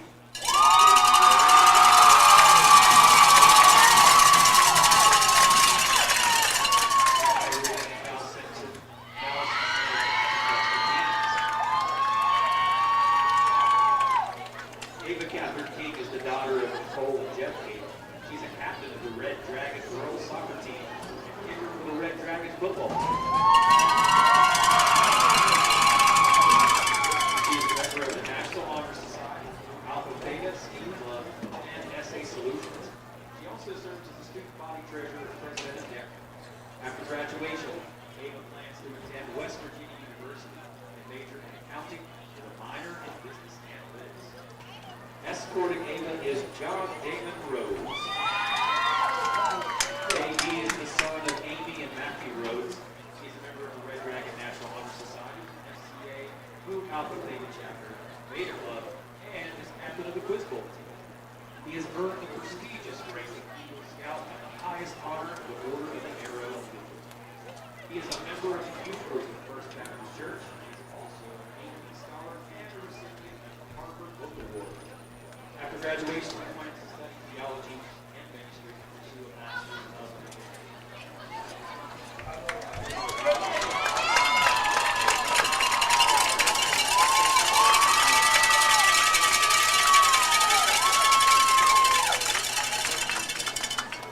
Samaya Ann Riggin is the daughter of Steve Riggin. She is captain of the Red Dragon girls basketball team. And she plays travel basketball for the West Virginia Thunder. She's also a lifeguard in Louisville. After graduation, Samaya plans to attend West Virginia University and enroll in a pre-pharmacy program. Escorting Samaya is Kyle Blaine Simpson. Kyle is the son of Christy and Stephen Simpson. He is not working for his mission or anything different. After graduation, he plans to attend trade school to become an automotive technician.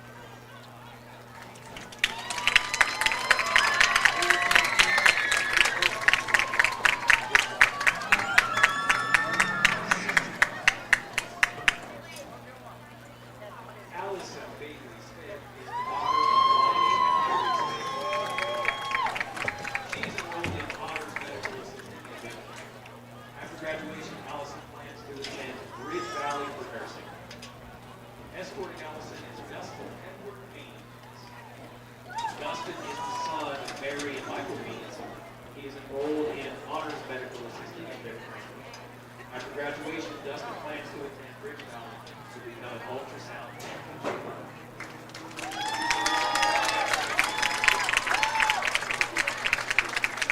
Accompanying Dustin is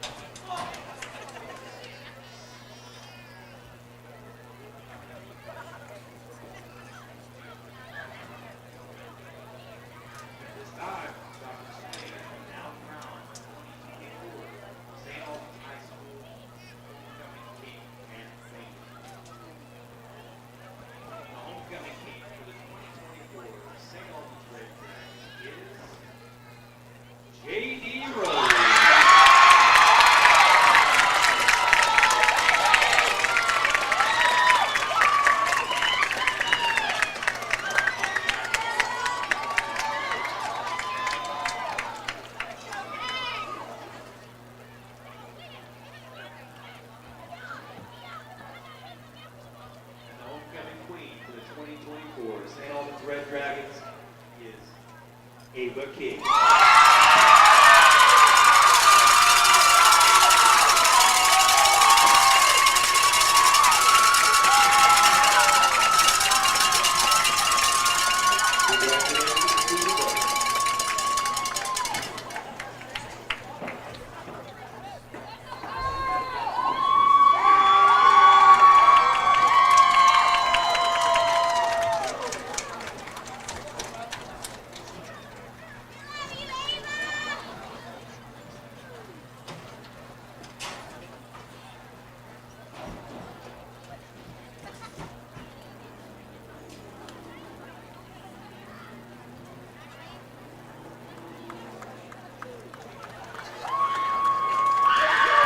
Back live here. If everybody got to witness that, the PA was a little low on that, so if you didn't get it, the king is J.D. Rose, the queen is Ava King, is your two senior king and queen, as they all get ready to take a big picture there. Ava is a member of the football team, yeah, but notice by the uniform, she's also a kicker on the St. Albans girls soccer team, so they'll clear the field. I want to run by some scores here for you this evening as scores are rolling in.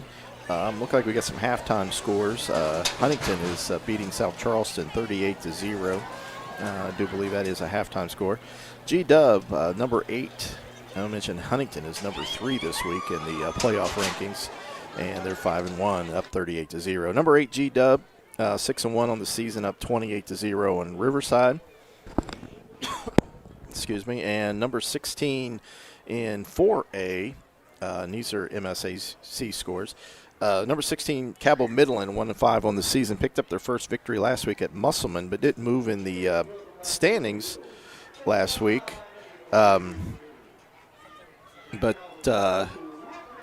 They lead 28-0 over Riverside. Parkersburg, or 21-14. I'm sorry, Cabell Midland over Parkersburg. Another score just updated. Number 11, Spring Valley in 3A. Future opponent. The last game will be Senior Night for St. Albans as they defeated Capital 10-7. And also other scores here. Herbert Hoover, number 4. In the playoff rankings, and number 9, Ripley in 3A, tied at 21-21, and that game's also at halftime. And as we mentioned earlier this evening, that and I haven't seen a score yet, that the Lewis County is the team that they are chasing, St. Albans chasing for that 16th spot in the playoff rankings, and so far, no score has been reported on that game. It's 0-0. I had a treat. I was told that the band wouldn't play until after the coronation, but the band is out there, so we'll just let you listen in to the band, and so we don't have to wait till after the game is over.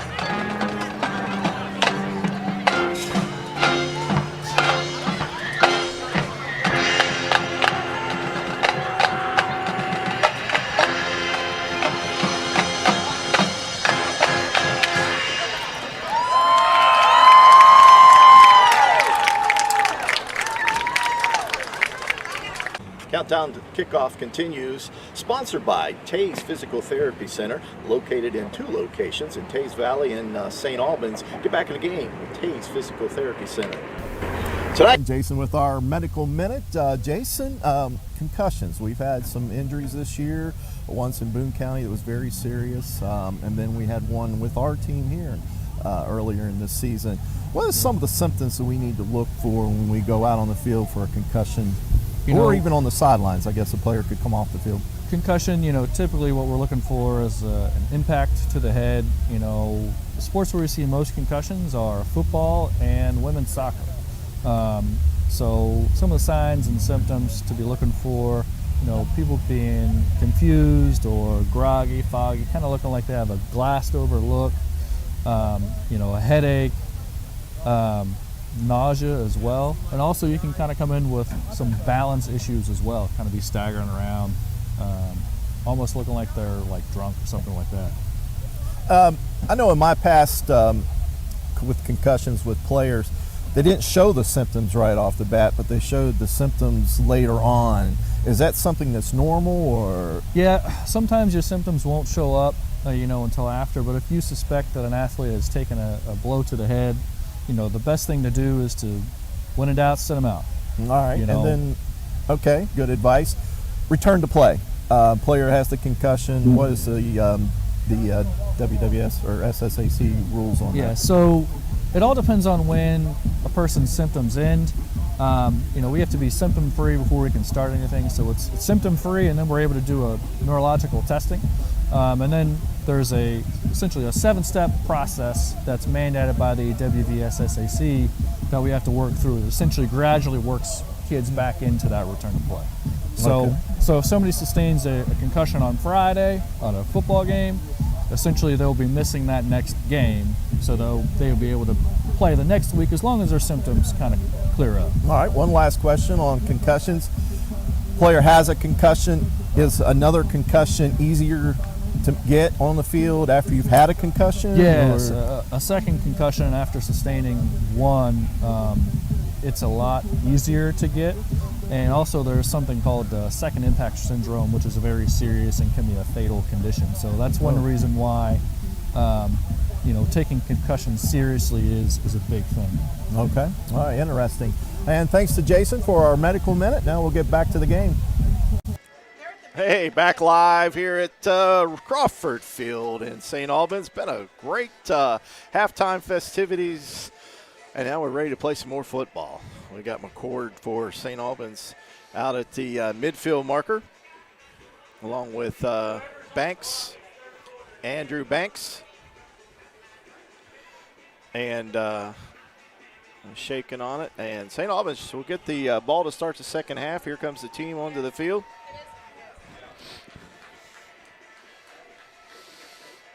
And if you missed it, the king is J.D. Rhodes and the queen Ava King, the kicker for the St. Albans Red Dragon football team.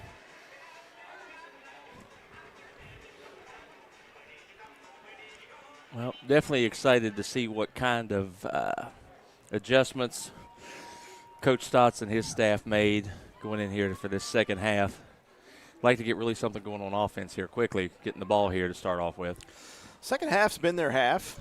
So far this season, they've played a lot better football in the second half than they have the first. Down at Huntington, they took a drive and went to start the second half when Huntington still had their starters in and drove the length of the field and scored. The Hurricane game, they did the same. The Hurricane game, Eli, they had an 8-minute drive to start the third quarter. Well, I think that right now this game is definitely, as all football games are, is being decided in the trenches. And St. Albans hasn't seemed to have come up with an answer for the pressure of the Lincoln County defensive front yet. And the kick, and it's fielded just muffed. It's been a lot of muffs so far. I think a lot of St. Albans' issue, too, has definitely been self-inflicted so far with the turnovers, the low snaps, the muffed kicks. If they can get that cleaned up here in the second half, I would look for them to be able to look a lot better. And that play there by Takeem Brown settled on it, and as the ball is placed right there at about the 26-yard line, that's where the first scrimmage play will come from. Reese Lilly still the quarterback coming out for the Red Dragons. Looks like we're making a change in the backfield. Stotts isn't out there. A little change tonight. I've noticed that the offensive coordinator is on the field tonight. He's usually up here in the booth with us for St. Albans.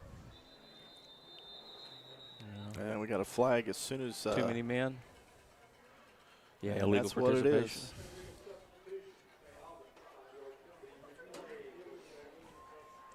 So not a good start here in the second half. A 5-yard penalty.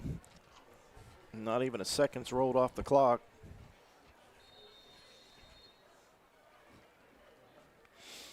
So we'll start at 1st and 15 for the Red Dragons.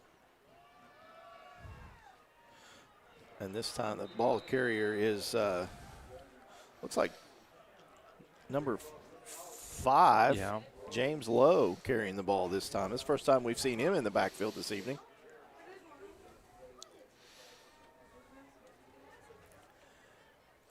I think James Lowe, a freshman, getting some action here for St. Albans. Looks like they're trying to get a little spark here. You definitely need to make sure you get some blocks up front here to help you out. Did notice number 0, McCord, got hurt there late in the first half, is back in the ball game as he split out as a wide receiver all the way to the near side. This time Reese Lilly looks, pump fakes, throws the ball into the ground as he takes a hit there by 2 Lincoln County defenders. Now Reese is coming off the field as it's 3rd down and 20. Let's see. He's been coming over here to get the call. That's what I was about to ask you, Mark, was you said the offensive coordinator hasn't been down here on the field. Has Reese always run over to the sideline to get a play every time? I noticed that in the first half. I don't remember ever seeing that No, before. I've not seen that. First time this year that I've seen that. I think usually the guy that brings in the plays is Kedrick Cunningham. And I don't see him on the sideline, so he may be up here in the booth this evening. This time a quick wide receiver, running back screen. Oh, and that's a big tackle there because he had some green ahead of him. That was Stotts on the little screen pass. It's like a flag down. And we got a personal foul on that, maybe a horse collar tackle.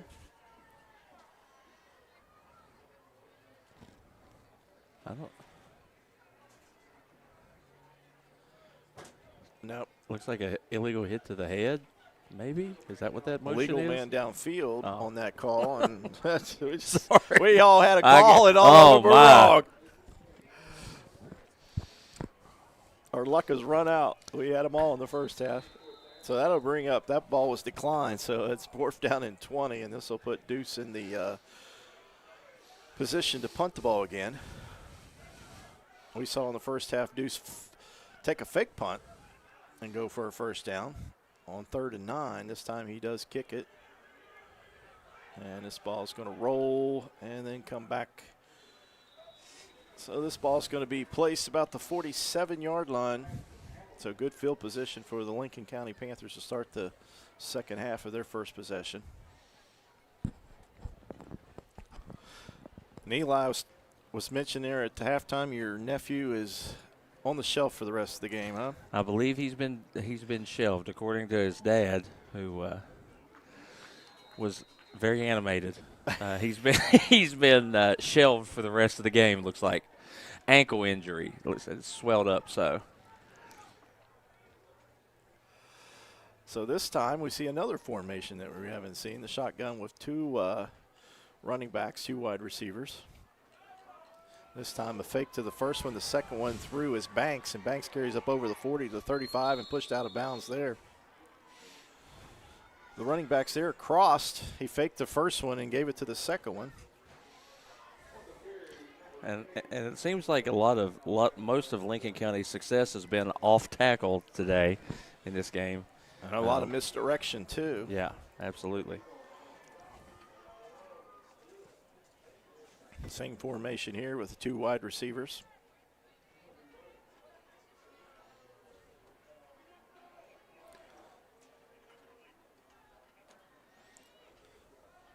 And this time the ball's going to be hit in the backfield.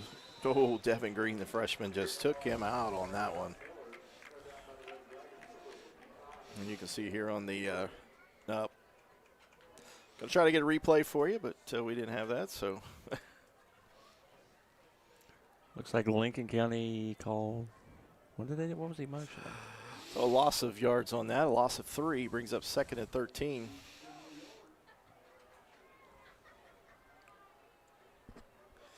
And that was number 3, Zachariah Miller with the carry there. He's been playing a lot of the H-back this evening. I think he's probably taking over for your nephew now. Doing all the things. The old utility player, yeah. Looks like they got the offense to move there. And a legal procedure.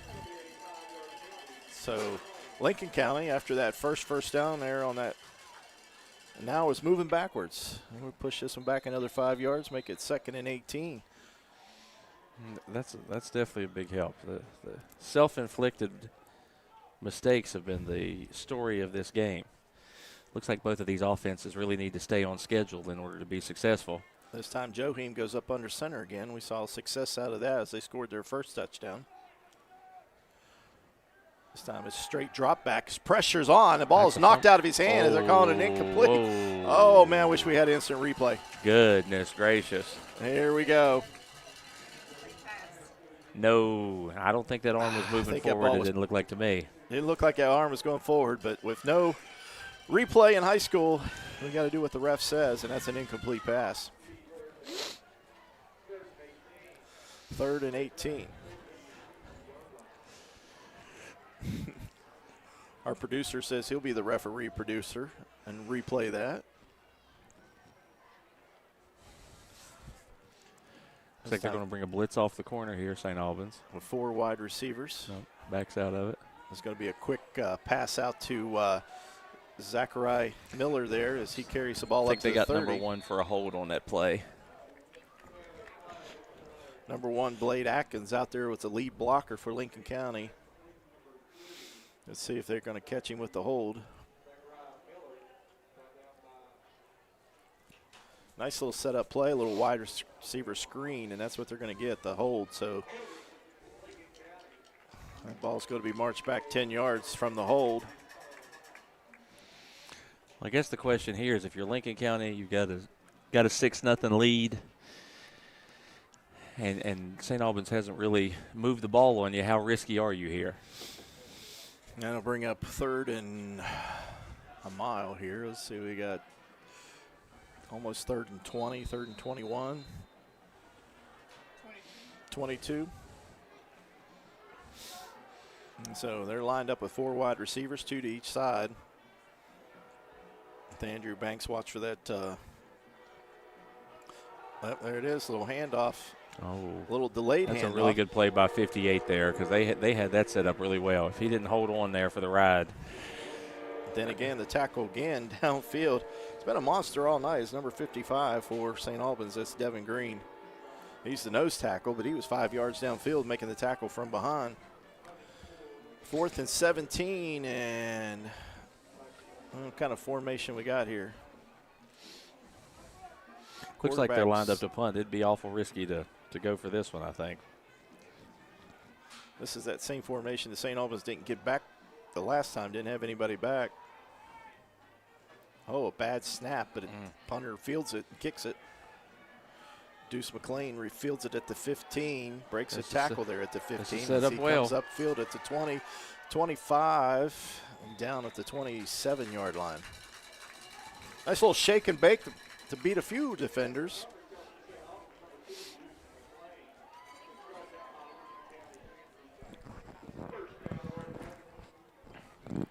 Well, if you're St. Albans, you needed to stop there, and it was good. You get a stop, don't have bad field position to start this drive, and hopefully you can string something together. Well, the best part of it, you're only down 6-0, so a touchdown and an extra point, and you're up by 1. So You're not out of it. It's 8 minutes here in the third quarter. Plenty of time. Not desperation or anything. Surprised we haven't seen more of Sean McCord in the backfield.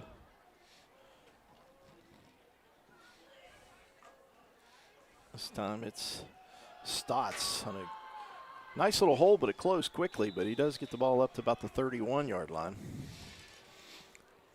Nice block right there at the line of scrimmage. Just sprung him loose for a couple yards. And I definitely think St. Albans is doing the right thing by sticking with the run, in spite of the fact that it's had a little bit of issues. It's a good, like you said, it's not time to panic yet. Keep running your offense and trust in your preparation this week, and eventually you'll have a breakthrough. Well, as the coach said, distractions was going to be a problem this week, the lack of preparation for this game. So maybe we're seeing some of that right now. Oh. And this time Stotts, a good carry. He gets the first down and pushed down at over the 40, and I'm probably going to mark him down about the 40.5 there. Line really did a good job of blocking that up. Good hole. He explodes through it, and you get a first down. So Stotts, another good first down carry. Like I said, I mentioned he was almost at the century mark last week at 96 yards. Super good running game against South Charleston. 3 wide receivers.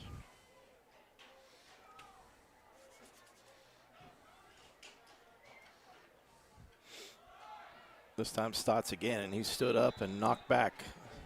And then again, the St. Albans Red Dragons going behind the chains on that.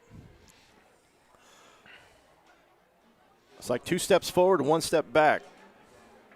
Yeah.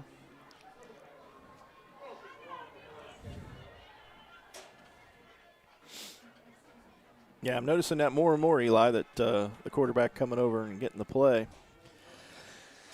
Yeah, I was watching him in the first half. I bet he ran 300 yards running over to the sideline every time. Yeah, absolutely. These complex offenses anymore, it's a lot different. Here comes Deuce in motion. This time it's going to be thrown out to Deuce.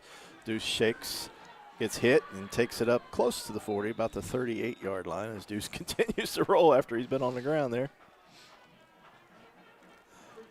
For Lincoln County, I think we've seen that a couple of times tonight, so you're not doing a good job selling it now. So 3rd and 11. Still behind the chains here.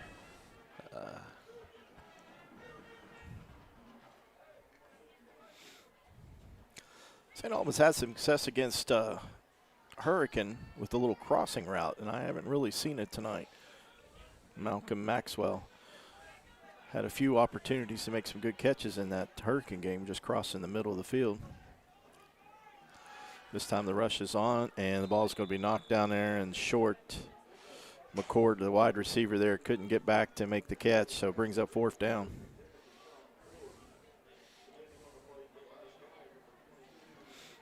Now it brings up 4th down once again, which will get a good punt here. Could help him out defensively.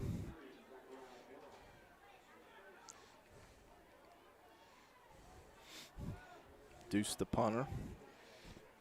He took a hard look at that defense there.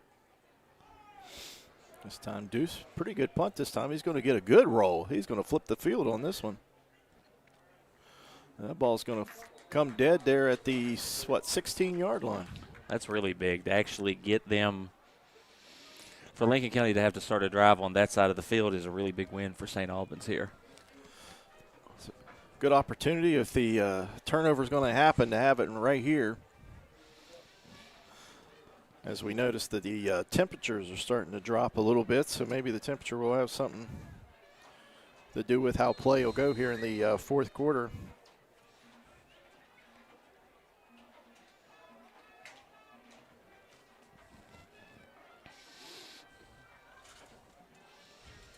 As we started this game, temperature about 67 degrees. So darkness setting in at 7 o'clock now. Temperature drops rather quickly, and we are down to 52 degrees. This time Banks comes to the outside and drugged down there. Good tackle. Good open field tackle by Deuce McLean. Absolutely. They ran that same misdirection play that they ran on the first play of the last drive that got him 15 or 16 yards. That time, Deuce just made an incredible play to come up and stop him for a 3-yard gain. He came a long ways to make that play, too. This time shotgun formation again. This is where they ran that crossing for the running backs last time. They've got a good gain on it. This time Miller gets it, and he's going to be stuffed at the line of scrimmage.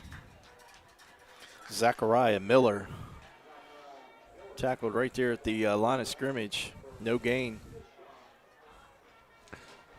Well, it looks to me like they ran the first 2 plays this drive that they started the last drive off with. I can't remember what the third play of that drive was, but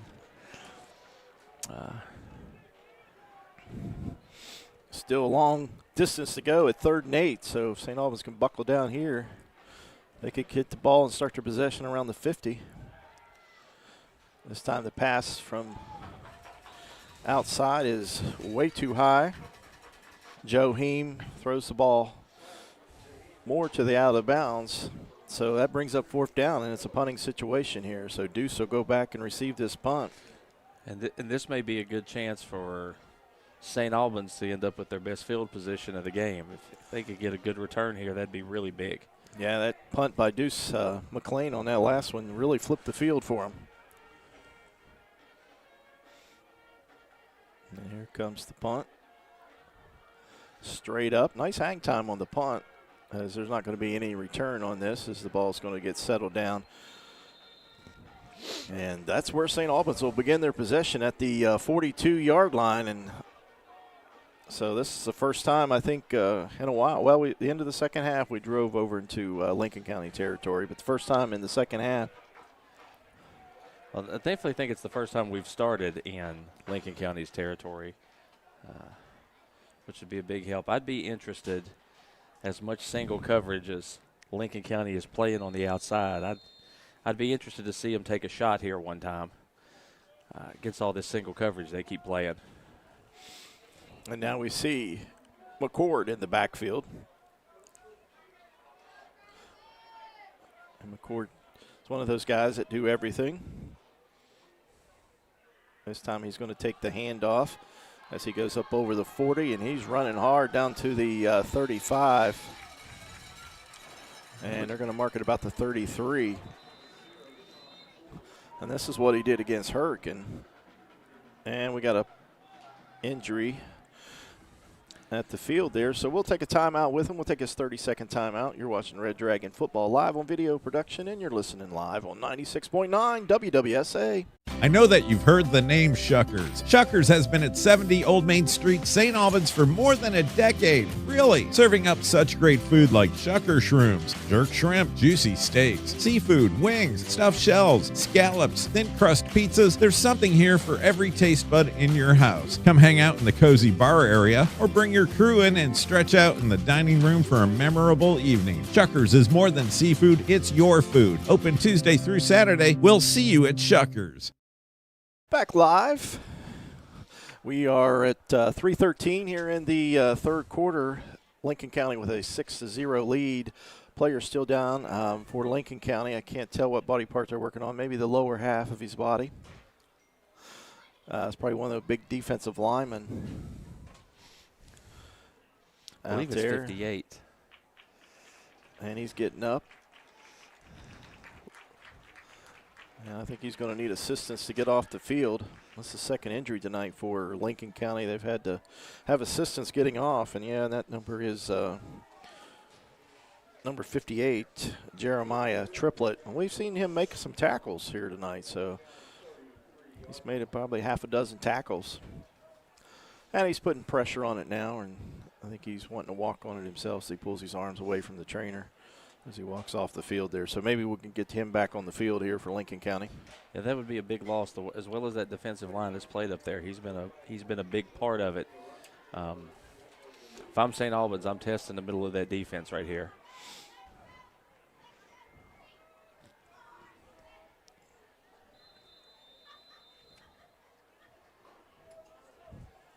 Trying to look at the number that came in for him. This time the inside. Here comes McCord again. McCord, strong carry down to the 22-yard line. Another first down by Sean McCord.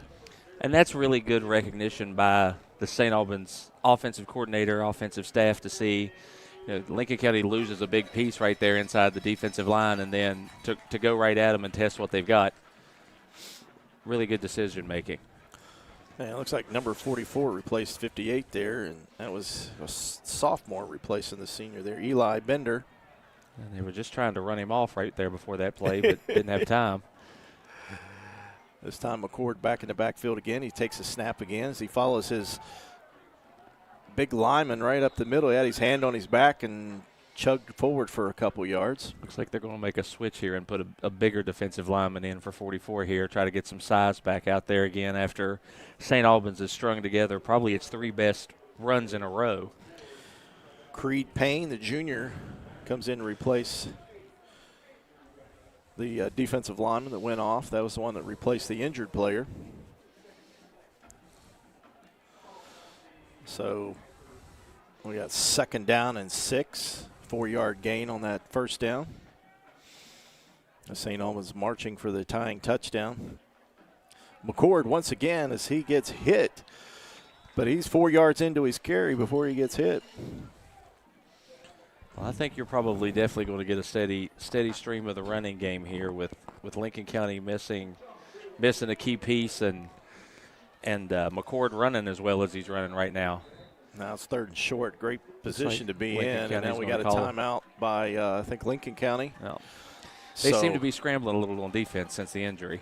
Well, Coach will go over. We'll go ahead and take a break with him. And you're watching Red Dragon Football live on video production and listening on 96.9 WWSA. Welcome, folks, to the most mouth-watering showdown on television, the Hangry Games Ultimate Snack-Off, right here at your local Little General store. As the snacks fly and the deli slices, remember, dear viewers, every item they're using can be found at your nearest Little General store, where creativity meets convenience. Keep your appetites brave and your snacks ready.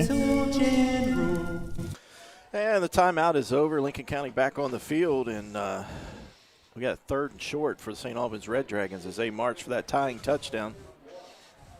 Eli, I say that McCord keeps running like he is. St. Albans can get this ball in the end zone. Yeah, I think that Lincoln County seems to be scrambling a little bit since the injury up front.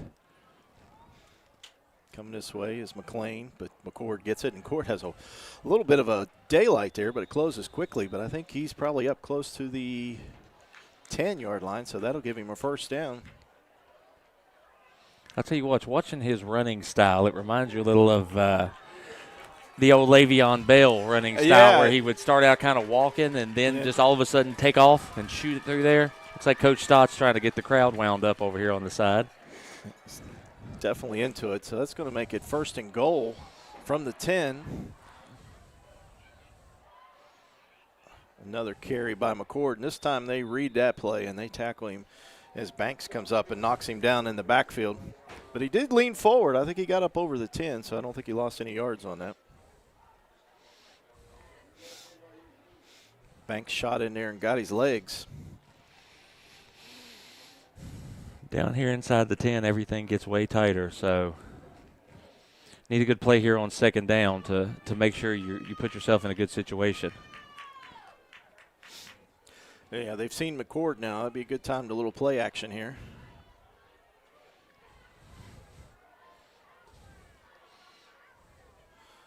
There it is. He called it again. McCord's got it, and he's in for the touchdown.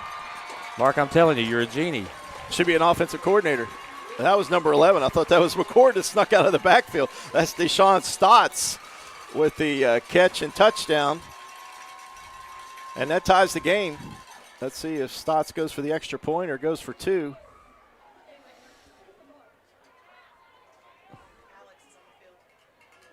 Looks like an extra point, I think, yeah.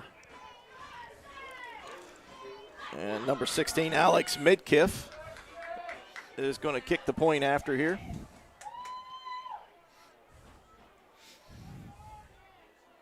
And it's up and good.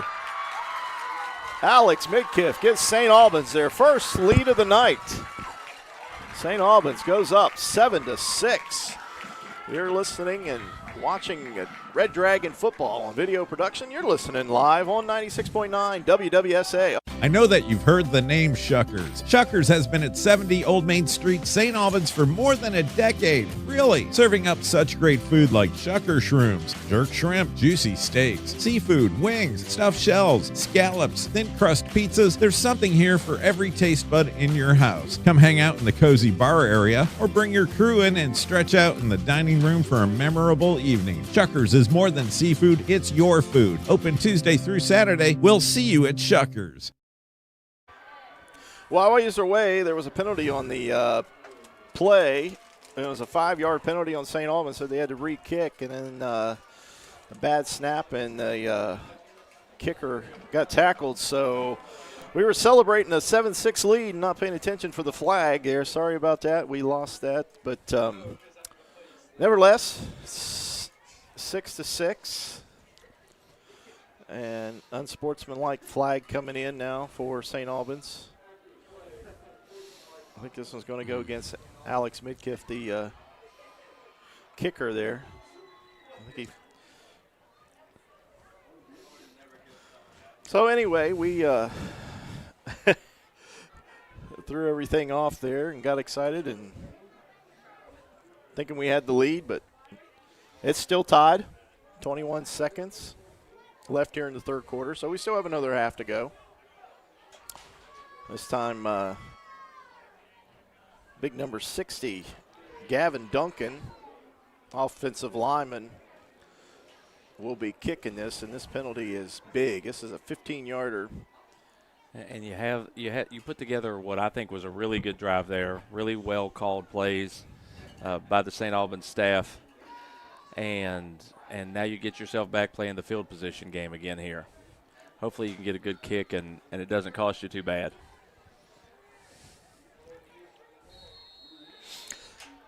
Gavin, he was a soccer player back in his early days of football, or before football, and he could really punt the ball. This time the ball's fielded there at the 35 by Banks up over the 30. And man, a good return as they return it down to the St. Albans 40-yard line, and that's where they'll begin. And looks like Lincoln County got a little life back into them now. Yeah, and this is another drive that's going to start for Lincoln County inside of St. Albans territory, which has kind of been the story of the night.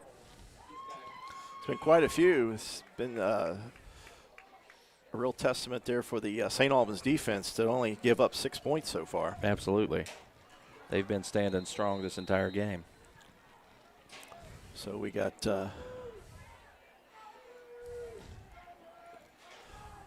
look over to the sidelines to get the play. Joe Heem, the cornerback, as he gives the ball off to Banks, and Banks is wrestled down there. Isaiah Muhammad wrestles him down from behind, and now you can hear the St. Albans crowd after that big hit getting into the game. And that's the end of the quarter. The end of the quarter. All right, it's 6-6. You're watching Red Dragon football live on video production. Listening to it live on 96.9 WWSA. Looking for a path to success in service? The West Virginia Army National Guard offers unmatched opportunities. Earn your degree with up to 100% tuition assistance while gaining invaluable leadership skills. Join a team dedicated to community, state, and country. The West Virginia Army National Guard, where your future starts today. Visit NationalGuard.com WV to learn more. We guard West Virginia.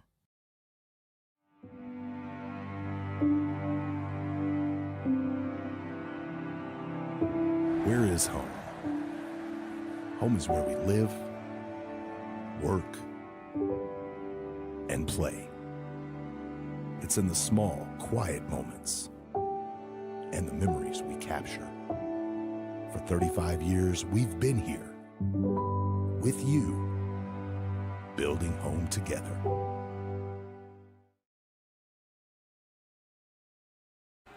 Joe Heem keeps the ball, and as he tackled there and knocked out of bounds about the 35-yard line. That'll bring up third down.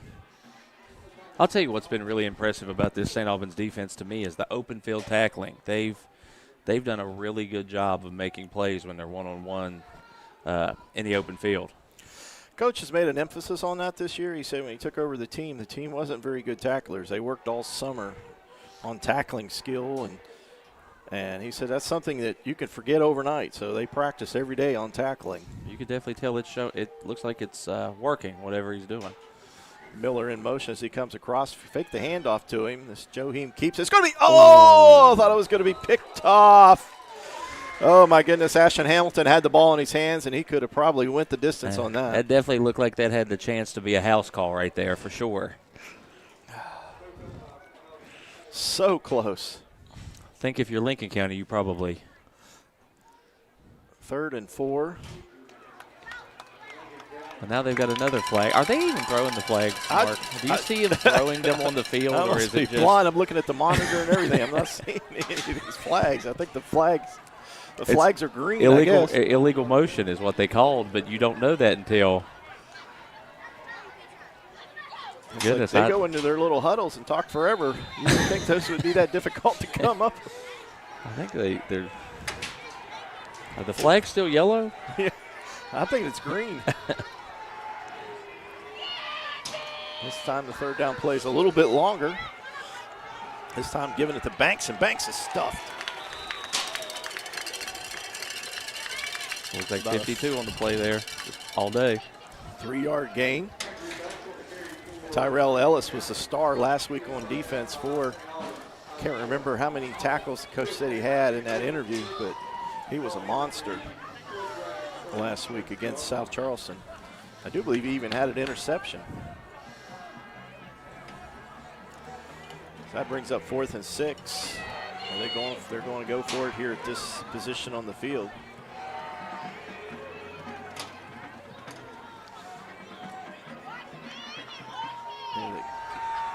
Coming, they're going to get the sack, and then we got a flag, and this one's going to be holding. I decline that and take the sack and get the ball. He made that play through a hole. That's huge because the field position that gives you, that's huge. Man. Tyrell Ellis once again on that.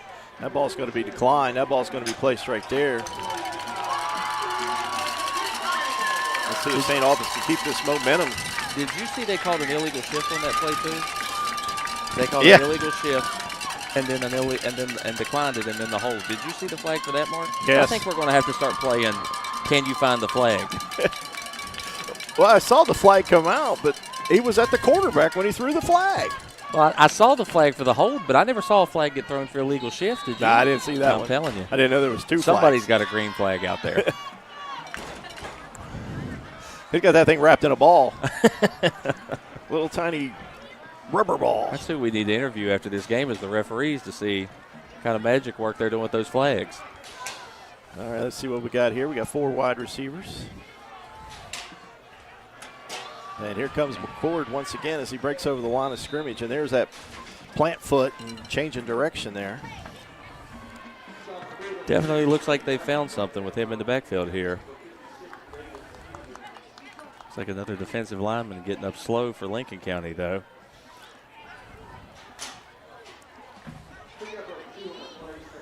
Got 2 yards, so that'll bring up 2nd down and 8. There again, you see the quarterback coming all the way over to the sideline to get the play. He's gotten the best workout of anybody in this game. No doubt. I guess he doesn't play defense, so they can run him now. Yeah. A lot of these players on both teams play both ways. This time McCord once again.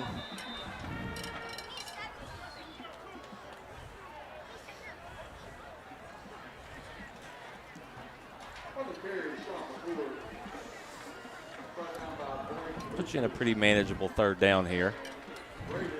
3rd and 6. Let's see if they think that this is 4-down territory or not. If you get up close to the chains here, or to the 1st down, I'm sure Coach Stotts will go for it. But, you know, that punt worked last time, pinned him back. McLean in motion. McCord, here he comes, and he's going to be stuffed behind the line of scrimmage. So I think they're going to have to punt on this one. Defense zeroed in now on number 0. As those yards, this possession has been hard to come by. Well, I think they're keeping the offense on the field here. Staying out there. I guess he has confidence in his defense if they don't get it. Must be one of these nice little trick plays that Stott runs. He usually runs one a game. I haven't seen any yet.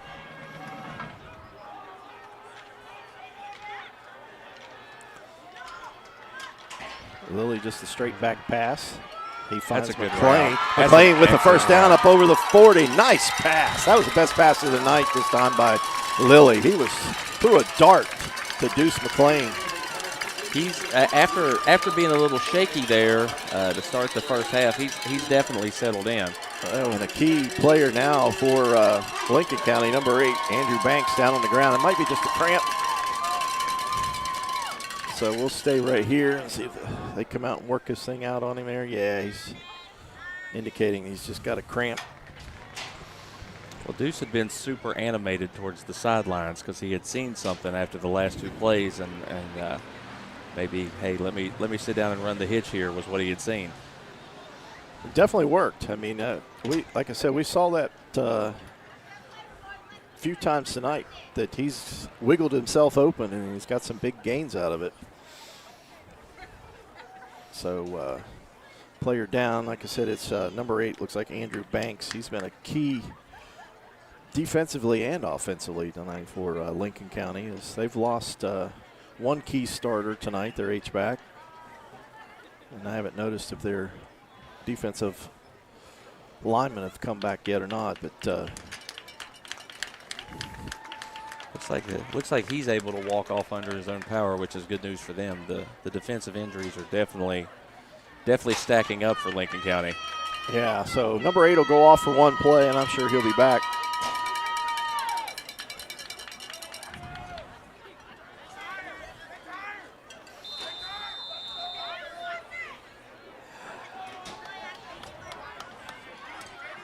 Running a tight bunch here. I haven't seen this formation out of St. Albans yet. Yeah, it looks like the first time tonight to get the wide receivers not wide. Got them in tight. Here comes McCord again. McCord changes direction as he gets his shoulder pads almost ripped out of him. And looks like he's going to lose some yards on this one as he tried to change directions and took field the wrong way there. He got a pretty good shot to the back as McCord comes off the field. Stotts back into the running back position there.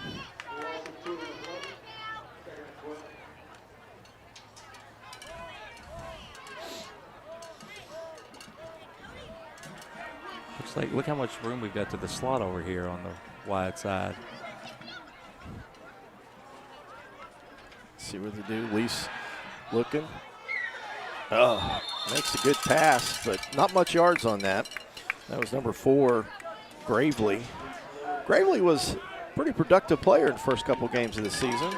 His production has fallen off since then.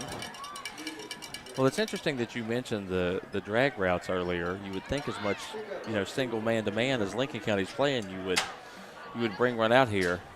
They've been doing well on the hitches and the short pass game, but maybe here'd be a good spot for a drag across the field. Yeah. There's a sprint out there and spread the field here. 3rd and 10. Definitely 4-down territory here.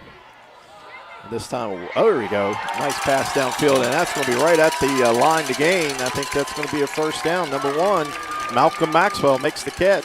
I'll tell you what, Lilly is hot right now. That's an absolute excellent way to throw that to the outside of the receiver. The defender on that hitch was sitting on the inside, and he made the right read and threw it to his outside shoulder, and it looks like Lincoln County's timeout again. Definitely, and now we got a timeout on the field. 6:11 here to go in the regulation. All tied up at 6. You're watching Red Dragon Football live on video production and listening on 96.9 WWSE. Welcome, folks, to the most mouth-watering showdown on television, the Hangry Games Ultimate Snack-Off, right here at your local Little General store. As the snacks fly and the deli slices, remember, dear viewers, every item they're using can be found at your nearest Little General store, where creativity meets convenience. Keep your appetites brave and your snacks ready. Back live, Crawford Field, 6-6 tie, 6-11 in regulation. St. Albans is on the move again.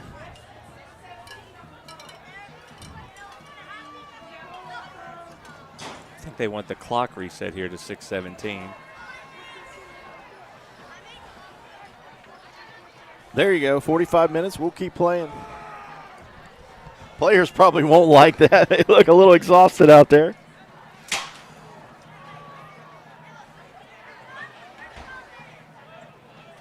So, clock set, 6:17. We're ready to go.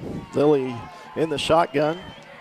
Two running backs, McCord and Stotts back here. This time it's McCord as he carries the ball up over 20 to the 18-yard line. Good carry there by McCord. Well, I'll tell you this, and you had been calling it earlier in the game. Ever since they put McCord back in the backfield, it's a noticeable change to the offense. Seems like they got a little bit more energy back there. It seems like he picks the team up. This time, Stotts more in the H-back position as McCord goes deep. Behind him, over on the left side of the quarterback, McLean in motion. And here comes McCord again. McCord breaks tackle there, but stretches it forward. And about maybe a yard, 2 yards on that. I'll tell you the most impressive thing about that play is the hand strength there to hold on to that ball after he had swung it out like that, got swung around. Well, that was a first down. I didn't think he carried the ball that far. That's just effort. Absolutely just an effort play out of McCord there.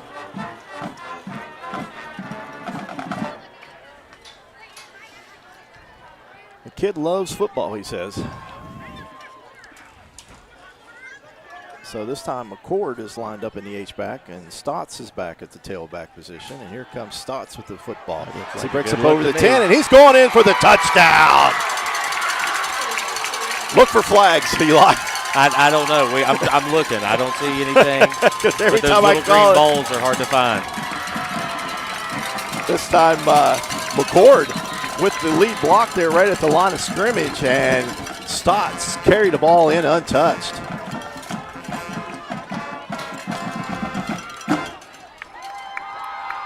So we got a timeout here by Stotts as he trying to figure out, probably go for a 2-point, I would think. Well, I'll tell you the interesting thing on that play is that's the first time I've seen Lincoln County play high safeties. They were expecting pass on that play. And again, the St. Albans offensive coaching staff has done a really good job of play calling here in this second half. They've got Lincoln County guessing, and they guessed wrong on that one. Yeah. That was a great carry that time by Stotts. You know, I always think that the coaches are always should get the credit in all of this, right? Yeah, I mean, you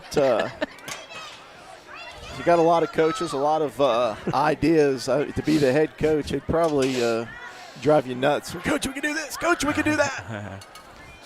But I think Coach Stotts leaves it to his assistant coaches pretty much to call the game. I don't know how many times he steps in, but he has a lot of confidence in him. He's got a lot of young coaches that's played college ball, and I think that he has a lot of confidence in them to call the game. This is a big extra point here. And it's blocked and no good. This time Gavin Duncan, I do believe on that, tried to kick that point through. It doesn't go. And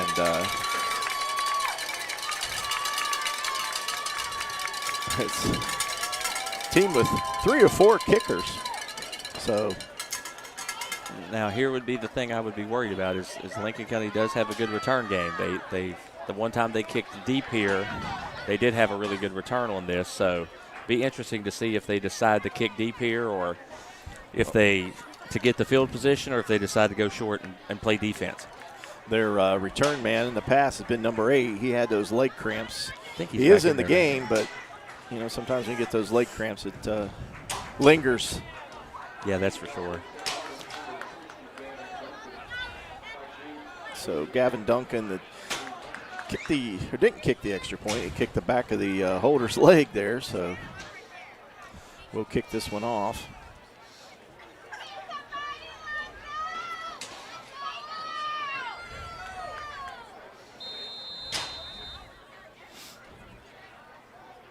So let's see if Gavin kicks it to number 8. Kicking game hasn't been real strong on kickoffs this year for St. Albans. I've seen some really good kickers. I know that Nitro kicker's really good. Yeah, Maddox, yeah, and here he comes. Banks breaks it up over the 40 to the 50, and he's looking back, and I think he's going to go to pay dirt. Over the 20 to the 10, and we are tied at 12. And Eli, you called that. I think the best offense for Lincoln County is in the games I've seen, is definitely that kick returner. I mean, he's electric in the open field, and they do a good job of blocking it up for him. Excellent. He had daylight here about the 45-yard line all the way in. It was just green grass or green turf. So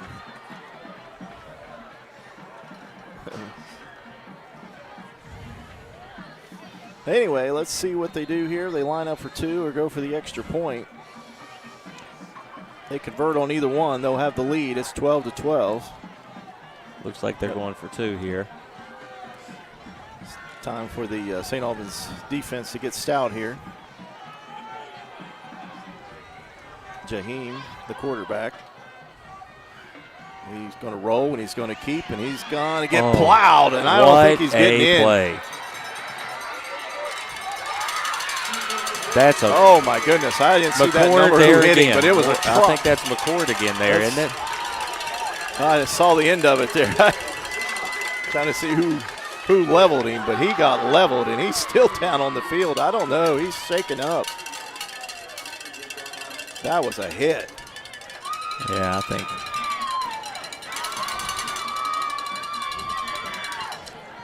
I mean, it looked like he was for sure going to get the conversion there, and just goodness. Looks like Sean just flew out of nowhere there.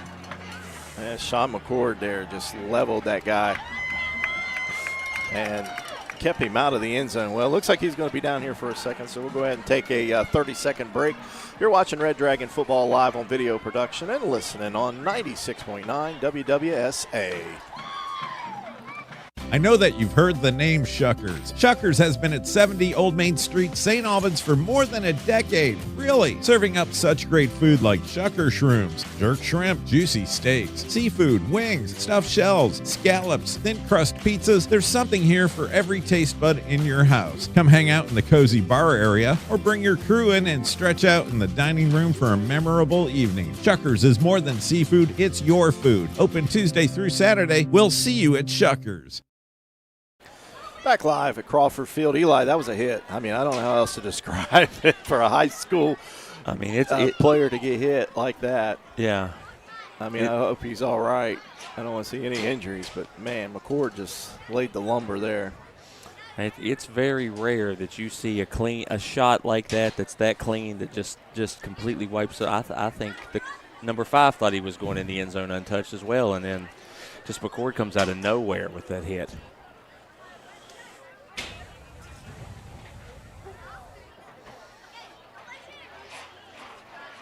Yeah. Hopefully that young man's all right. I mean, that was just a shot. He's standing on his 2 feet there, but, I mean, yeah, that was figure out where he's at. I'm sure some of the questions were the trainer grabbed his helmet there, so. Yeah. You notice there the coach took the helmet from him as they walked off there. So. Yeah. So hopefully they get him some good testing and he ends All up being right. okay. So we'll have a kickoff here, and we are tied 12-12 in regulation. And the thing that has to make you feel good here if you're St. Albans is it seems like they've got into a groove offensively, so you can't let that one big play get you out of your groove. You still have 4:41, still have 2 timeouts. And you're still in control right here. You're still in control of your own destiny. So, and they played real good football here in the second half. And here goes the kick. It's a little smudge across the ground there. That's a good pick. Picked up there by Gravely, and Gravely up over the 40 and brings it up close to midfield. That's really good starting field position for them again. Nice job there by, I'm sorry, that was Ashton Hamilton that time on that. And a little squib across the turf, picked up there by the up man, and good return to close to the 50 there. I think they may even marking that at the 50. So 50 yards to pay dirt here at 4:32 and have a walk-off touchdown here.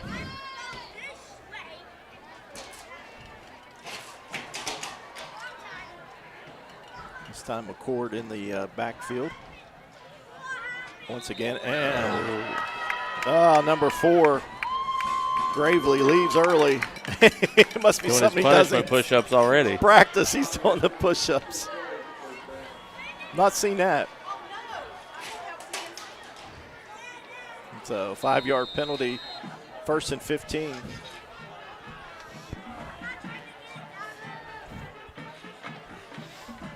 And here comes McCord as he carries the ball back up, gets the initial yards back. And they'll bring up 2nd and 10. If you notice on that play, Lincoln County still got a high safety. I think they're concerned about the passing game right now. Yeah, I would think, you don't want to lose it on a post pattern here this late in the game. So we got Lily's went all night tonight. We haven't seen Deuce behind center tonight. And this time the ball's hit at the line of scrimmage as McCord.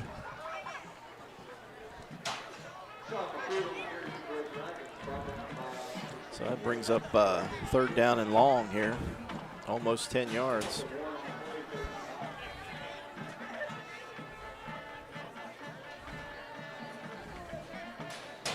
Reese has been hot this second half. He's made some real good connections. It's time to dial one up here.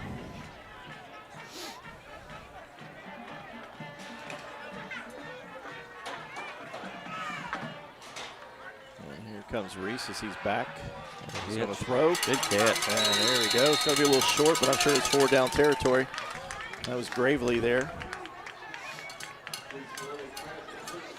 I'll tell you what, he's putting the ball where he wants to put it this entire second half here. Yeah, now we got 4th and manageable, 4th and 3. And I think that opens up a playbook. They've been running real hard with McCord, so I think if you're Lincoln County, you got to look pass and run here. That Stott split out wide this time. Reese finds his wide receiver once again. Nice catch there by Deuce. Lincoln County actually ran somebody underneath him there on that, and Lily made an incredible adjustment to throw that over top of the safety that dropped down in front of that hitch route. And a nice catch. Absolutely. He double teamed there and made a nice catch. Would have kept his balance, probably could have scored.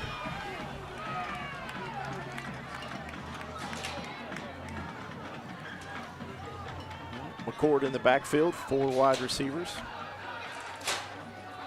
And here comes McCord. Nice little push up the field here. We saw them run that 2-minute, well, maybe not a 2-minute offense in that first half, and it stalled. They didn't get any points out of it. Now we're in that 2-minute offense here to end the game. The score is tied 12-12, or regulation, I should say. We can play overtime here tonight. I mean, why not? Homecoming, everybody gets a little extra.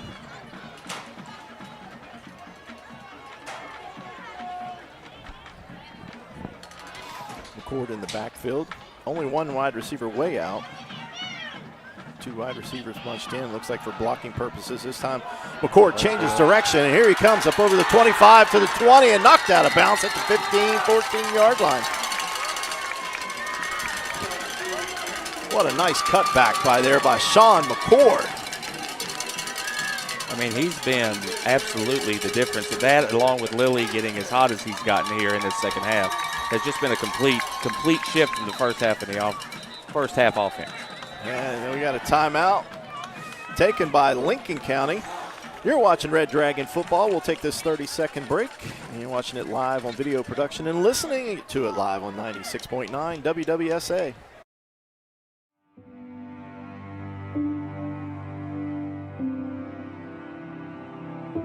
Where is home? Home is where we live, work, and play. It's in the small, quiet moments and the memories we capture. For 35 years, we've been here with you, building home together.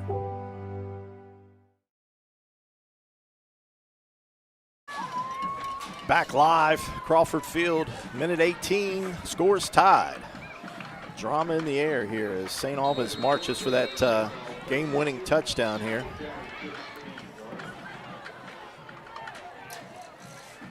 As Lilly leads his team down the field. This time McCord once again makes a cutback at the 10 and goes down to close to the 5. I'll tell you, having a quarterback as hot as Lilly's been and having a running back as hot as McCord's been has just kept Lincoln County guessing this entire second half. Yes, they have. Can't score too early. We got to run this down. They can get that. This is a really good job of using the time by the offense here, too, not panicking, taking your time.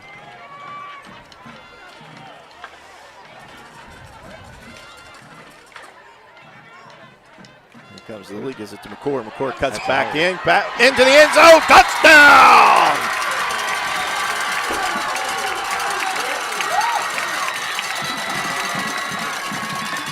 Sean McCord carries the ball in for the touchdown. And to give up a play like they gave up on that kick return and then have a drive that takes 4 minutes like that as a way to respond. I mean, you can't say enough about the players and the staff there, what they did on that drive. Got a half a minute left. And the extra point is crucial here. Pressure's been coming off the right here. He's through there again. And it's up and no good. All right, now the crucial play here. I'm telling you, I'm not kicking this deep. I'm running this. And what do we got here? False start. They're going to decline that anyway. All right. So is there any chance number 8's touching this ball if it's you? There's no way. I would put my weakest kicker out there. I'm kicking this out of bounds before I'm doing that. I'll turn and kick it straight out of bounds before I do that. Give them a penalty and let them play. With the quarterback got injured on that last play. I'm not sure. Looking over there on the side, I can't see if their quarterback's up or not. I think he may be over there still sitting on the table getting tended to by the trainers, looking like. Yeah, there's somebody over there. I'm sure that's him. I say he will be going into. So we're finding number 8, and we're kicking it as far away from him as we can get it. And they still got Gavin Duncan. Like I said, I would have probably put my weakest kicker out there and just kind of kick it onside. Anything. Also looks like we made a change on the kickoff team here. Yeah, we got a timeout. Looks like Stott's out there on kickoff, Deuce is out there on kickoff, and McCord's out there on this. I think that led to a little bit of the confusion there about who was supposed to be in or out. I would definitely put my best tacklers out there. And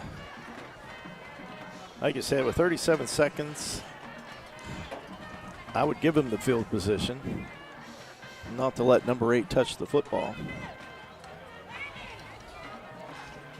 And what's the chances that their backup quarterback, they maybe just run number 8 as a wildcat, and he's been Mr. Everything for him tonight.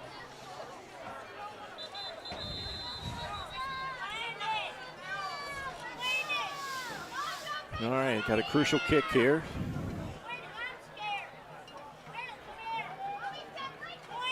St. Albans tries to go to 2-5 on the season. Lincoln County will drop to 0-8, but it's not over yet. And number 8 has got the football, and here he comes as he breaks up the field. And he's tackled. Man, started to sweat on that one. I'll tell you what, that's a risky decision there, isn't it? Oh, my goodness. Deshaun Stotts with the tackle there. Man, I tell you, he got to the 50, he would have gone. Well, just so you know, this is another piece of inside information I have. My nephew is the backup quarterback, so without him, I don't know who the third-string quarterback is. So, yeah, like I said, looks like it's 8 out of the Wildcat. I told you, Wildcat here. Look at this. Your best player carries the ball. He dumps it off to Miller. Miller's going to go up.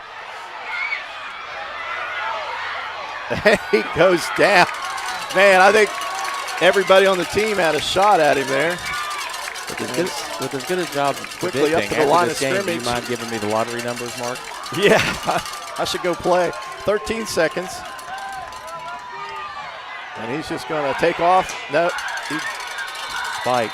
I think he spiked it down, the incomplete pass. 5 seconds. So one more play left, and we got a cramp, I think. He's got a cramp. He's got to try to walk it off out there. What are they calling it? Intentional grounding? And they got a flag. They call it intentional grounding.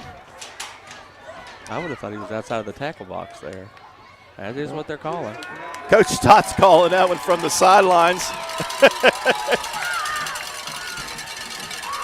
Nevertheless, no replay in high school, so that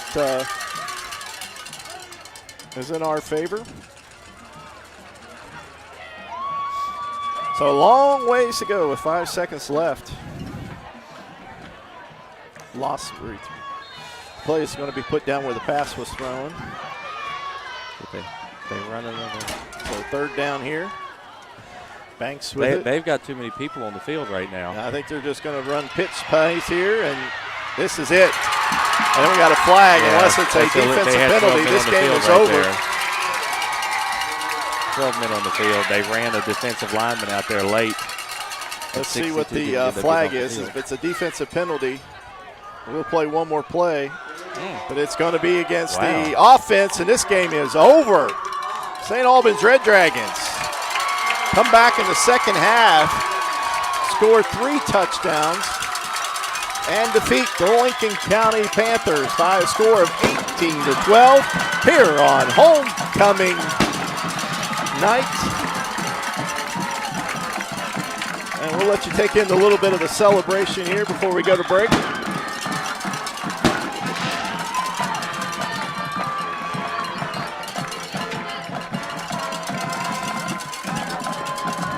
Eli, a great evening here. Yeah, I mean, you have to be proud if you're St. Albans tonight of the way they came out in that second half after really, not having a lot going for them offensively that entire first half. You go 3 and out the first possession of the second half, and then to score 18 points in your last 4 drives is really a way to respond, and a big win for them. And with the way AAA is this year, you never know. That's you never know. Absolutely true. We got 4.5 points. We get a few more tonight. Get closer to that 16th spot. As you see the fireworks going off here, and it's been a while since St. Albans has been able to celebrate 2 weeks in a row. The victory last week over South Charleston, and now victory over Lincoln County. But we're back to MSAC action next week as we travel up to Parkersburg. And we'll get into that here in a minute, but we'll just take a few more seconds of celebration here and watch the fireworks and Watch this homecoming crowd here celebrate. A lot of alumni coming in for the game. And a great celebration here this evening. As I mentioned, a four-quarter game, and it was definitely a four-quarter game here this evening, as Coach Todd said earlier in the week. All right, well, we're going to take our break here, 2-minute break, and then we'll come back and we'll wrap this thing up. You're watching Red Dragon Football on video production, and you're listening live on 96.9 WWSEA. My name is Lizzie Hess, and I am a cosmetologist in Tays Valley, West Virginia. The Jumpstart Savings Program is a career savings account, and it just helps to save money so that you can invest in yourself or invest in products that you would need with whatever technical career you're currently in. The Jumpstart Savings Program is celebrating skilled workers and offers state tax advantages while you save for future expenses. Having funds to be able to supply anything that I need is awesome. Find out if a Jumpstart Savings account is right for you. Take the quiz today. West Virginia's largest restoration company is now in the heart of the Mountain State. With a location in Charleston, joining our branches in Wheeling, Morgantown, and Pittsburgh, we'll be there to help when you need it most. Our expert team and state-of-the-art equipment is ready to serve the Kanawha Valley 24 hours a day. From water damage to fire restoration. When disaster strikes your home or business, tell your insurance provider you prefer the official restoration partner of Marshall Athletics, Panhandle Cleaning and Restoration.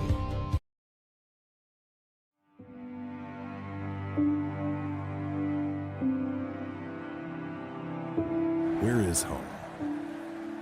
Home is where we live, work, and play. It's in the small, quiet moments and the memories we capture. For 35 years, we've been here with you, building home together. PCB is a long-standing partner in our community. We're your neighbors, your teammates, and your friends, and we want to be your banker. We're a team of experienced professionals focused on the personal, residential, and business needs of our community. We make decisions locally, quickly, and with your best interest in mind. We care about you, your family, your business, and your goals. We're PCB, a proud community bank. Open an account with us today. Hey, we're back live, Crawford Field. We saw a beautiful game tonight, an absolute tussle to the finish. St. Albans wins homecoming by a score of 18-12. Eli, your thoughts on the game? Well, I think that it's definitely a big win. Again, in AAA, anything could happen at this point. And I think if you're Coach Stotts, you have to be extremely happy with the way Lily came on in that second half. It definitely gives you something to build on. Defense did a great job of tackling in the open field. Outside of that one special teams play, I mean, St. Albans dominated that entire second half, and I think you've got to be really proud of that. That's 2 weeks in a row that second half you've just completely taken over. You have to be proud of that. Exactly. Some of the scoring in the game, Lincoln County scored the only touchdown in the first half was Joheim scored from 1 yard out on a quarterback keeper. Later on, Joheim got hurt down close to the end zone there doing a 2-point conversion. We do send prayers out to him and hope that everything is fine there. Second half, St. Albans tied it. Stotts carried for a touchdown and an incredible run. Incredible setup there, or blocked by McCord that set that play up. Made the score 6-6. St. Albans took the lead once again, made it 12-6. But the ensuing kickoff, Banks returned the ball for a kickoff return for a touchdown, and that's the play that Joheim got hurt on as the score was tied at 12-12 as they tried to go for two. And then right at the end, 37 seconds left, we saw Sean McCord carry the ball in for a decisive touchdown, or the deciding touchdown, that gave the St. Albans Red Dragons the victory by a score of 18-12. Well, the St. Albans Red Dragons get back into MSAC action next week as they travel to Parkersburg to play their last road game of the season. And Parkersburg, very good Quad A team, which everybody in the MSAC is very good. We see them week in and week out. So they'll have to regroup and hope they didn't take on any injuries here tonight so they can come back next week and go up to Parkersburg and stand tall there. We are back home next Friday night rivals, November 1st, a Riverside game. So Video Productions will not have that game. It will be WCHS Friday Night Rivals, and you can check local listings. That game will be covered on radio by 96.9 WWSA, so you can find that. That kickoff is scheduled for 7:30. Senior night closes it out on November 8th, and that's a game against Spring Valley. Once again, that game will start at 7:30. Once again, if you missed halftime, the king is J.D. Rhodes. The queen, Ava King, was the royalty here tonight at homecoming. Any final thoughts, Eli? I want to thank you, Eli, for joining me tonight. I thought we meshed really good. And once again, you are the new girls basketball coach at St. Albans High School. And you maybe will throw out those dates again in case somebody didn't know that maybe moved to the area or whatever, know when to show up for practice here. Well, I definitely appreciate you having me tonight. I've really had fun. My first broadcast, I didn't know. I don't even know if I'm good or not, but I really did enjoy myself. So you did an excellent job. And I definitely want to shout out and tell the community of St. Albans how much I appreciate how supportive they've been since I made the trip across the bridge to take over the St. Albans girls program. It's been a big help. We've gotten locker rooms renovated. We've worked on getting different stuff taken care of. Got some new uniforms coming in and stuff to really brush up the program. Try to take it to the level that we want to get it to. As far as first day of practice, November 11th, if you're thinking about playing basketball, if you've given it any consideration, if you maybe haven't in the past couple of years and would like to give it a shot, we'd love to see you November 11th at 4 o'clock after school.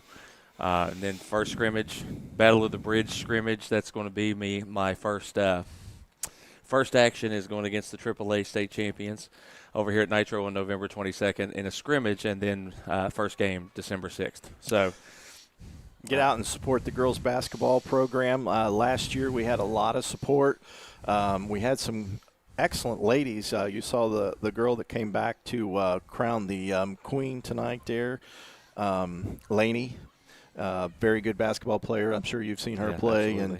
and it was nice to welcome her back here tonight to the football field as she was. I'll tell you, Mark, the team really has some talent. I think it's going to be a really good product. Like I said, I left a Nitro program, boys. We were going to be in the semifinals again this year in boys, at least.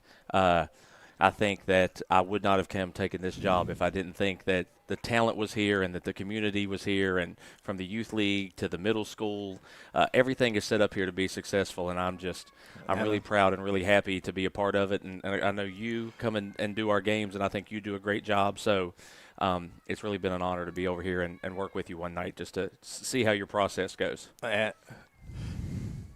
And all the girls' games will be live on video production, so we'll check those out. We'll get the schedule out to you. And I think you hit it right there on that the programs from the little ones all the way up. I mean, I know you guys have had record numbers over the last 2 or 3 years on young talent or young kids coming out and learning the game, and I think that's a big thing. And I think that's what Coach Stotts wants to do with this football. I think he wants to get that young talent and keep it here. I mean, and we've known what happened here in the past is talent leaves, and I think that it's very important to make them feel comfortable here at the younger level, that when they want to play for the high school level. I mean, like I said, since I've been over here, just noticing how much the community supports and helps out, and I think that it's a two-way street. I think that the program also needs to be able to reach out to the community, and I think Coach Stotts is doing an amazing job of doing that from the best that I can tell, and I'm trying to do that with my program as well, and let's just hope that we really get St. Albans really, really rolling going forward here. And I agree with that, too. Again, so we'll wrap it up here. Red Dragon football, final once again, and it went right down to 37 seconds left in the game. But St. Albans victorious here on homecoming by a score of 18-12, and an outstanding win. And if you know Coach Stotts, it's just going to be one evening of celebration, and they'll be right back to work tomorrow as the team comes out and does their video production or video processing of the game, and then they'll start working on the Parkersburg game soon after that. So thanks for everybody to tune in. If you're listening on 96.9 or you were following us on video production, we thank you, and we'll see you back. My goodness, it's going to be a while. We'll be back on November 8th as our next video production here from the stadium, and that'll be senior night, and that'll be another packed night against Spring Valley. Until then, thanks for watching. This is Mark signing off along with Eli. Thanks again for being here. You did a great job. Josh is in the video production booth over there, and he did another great job. So thanks once again, and thanks for watching video production and listening on 96.9.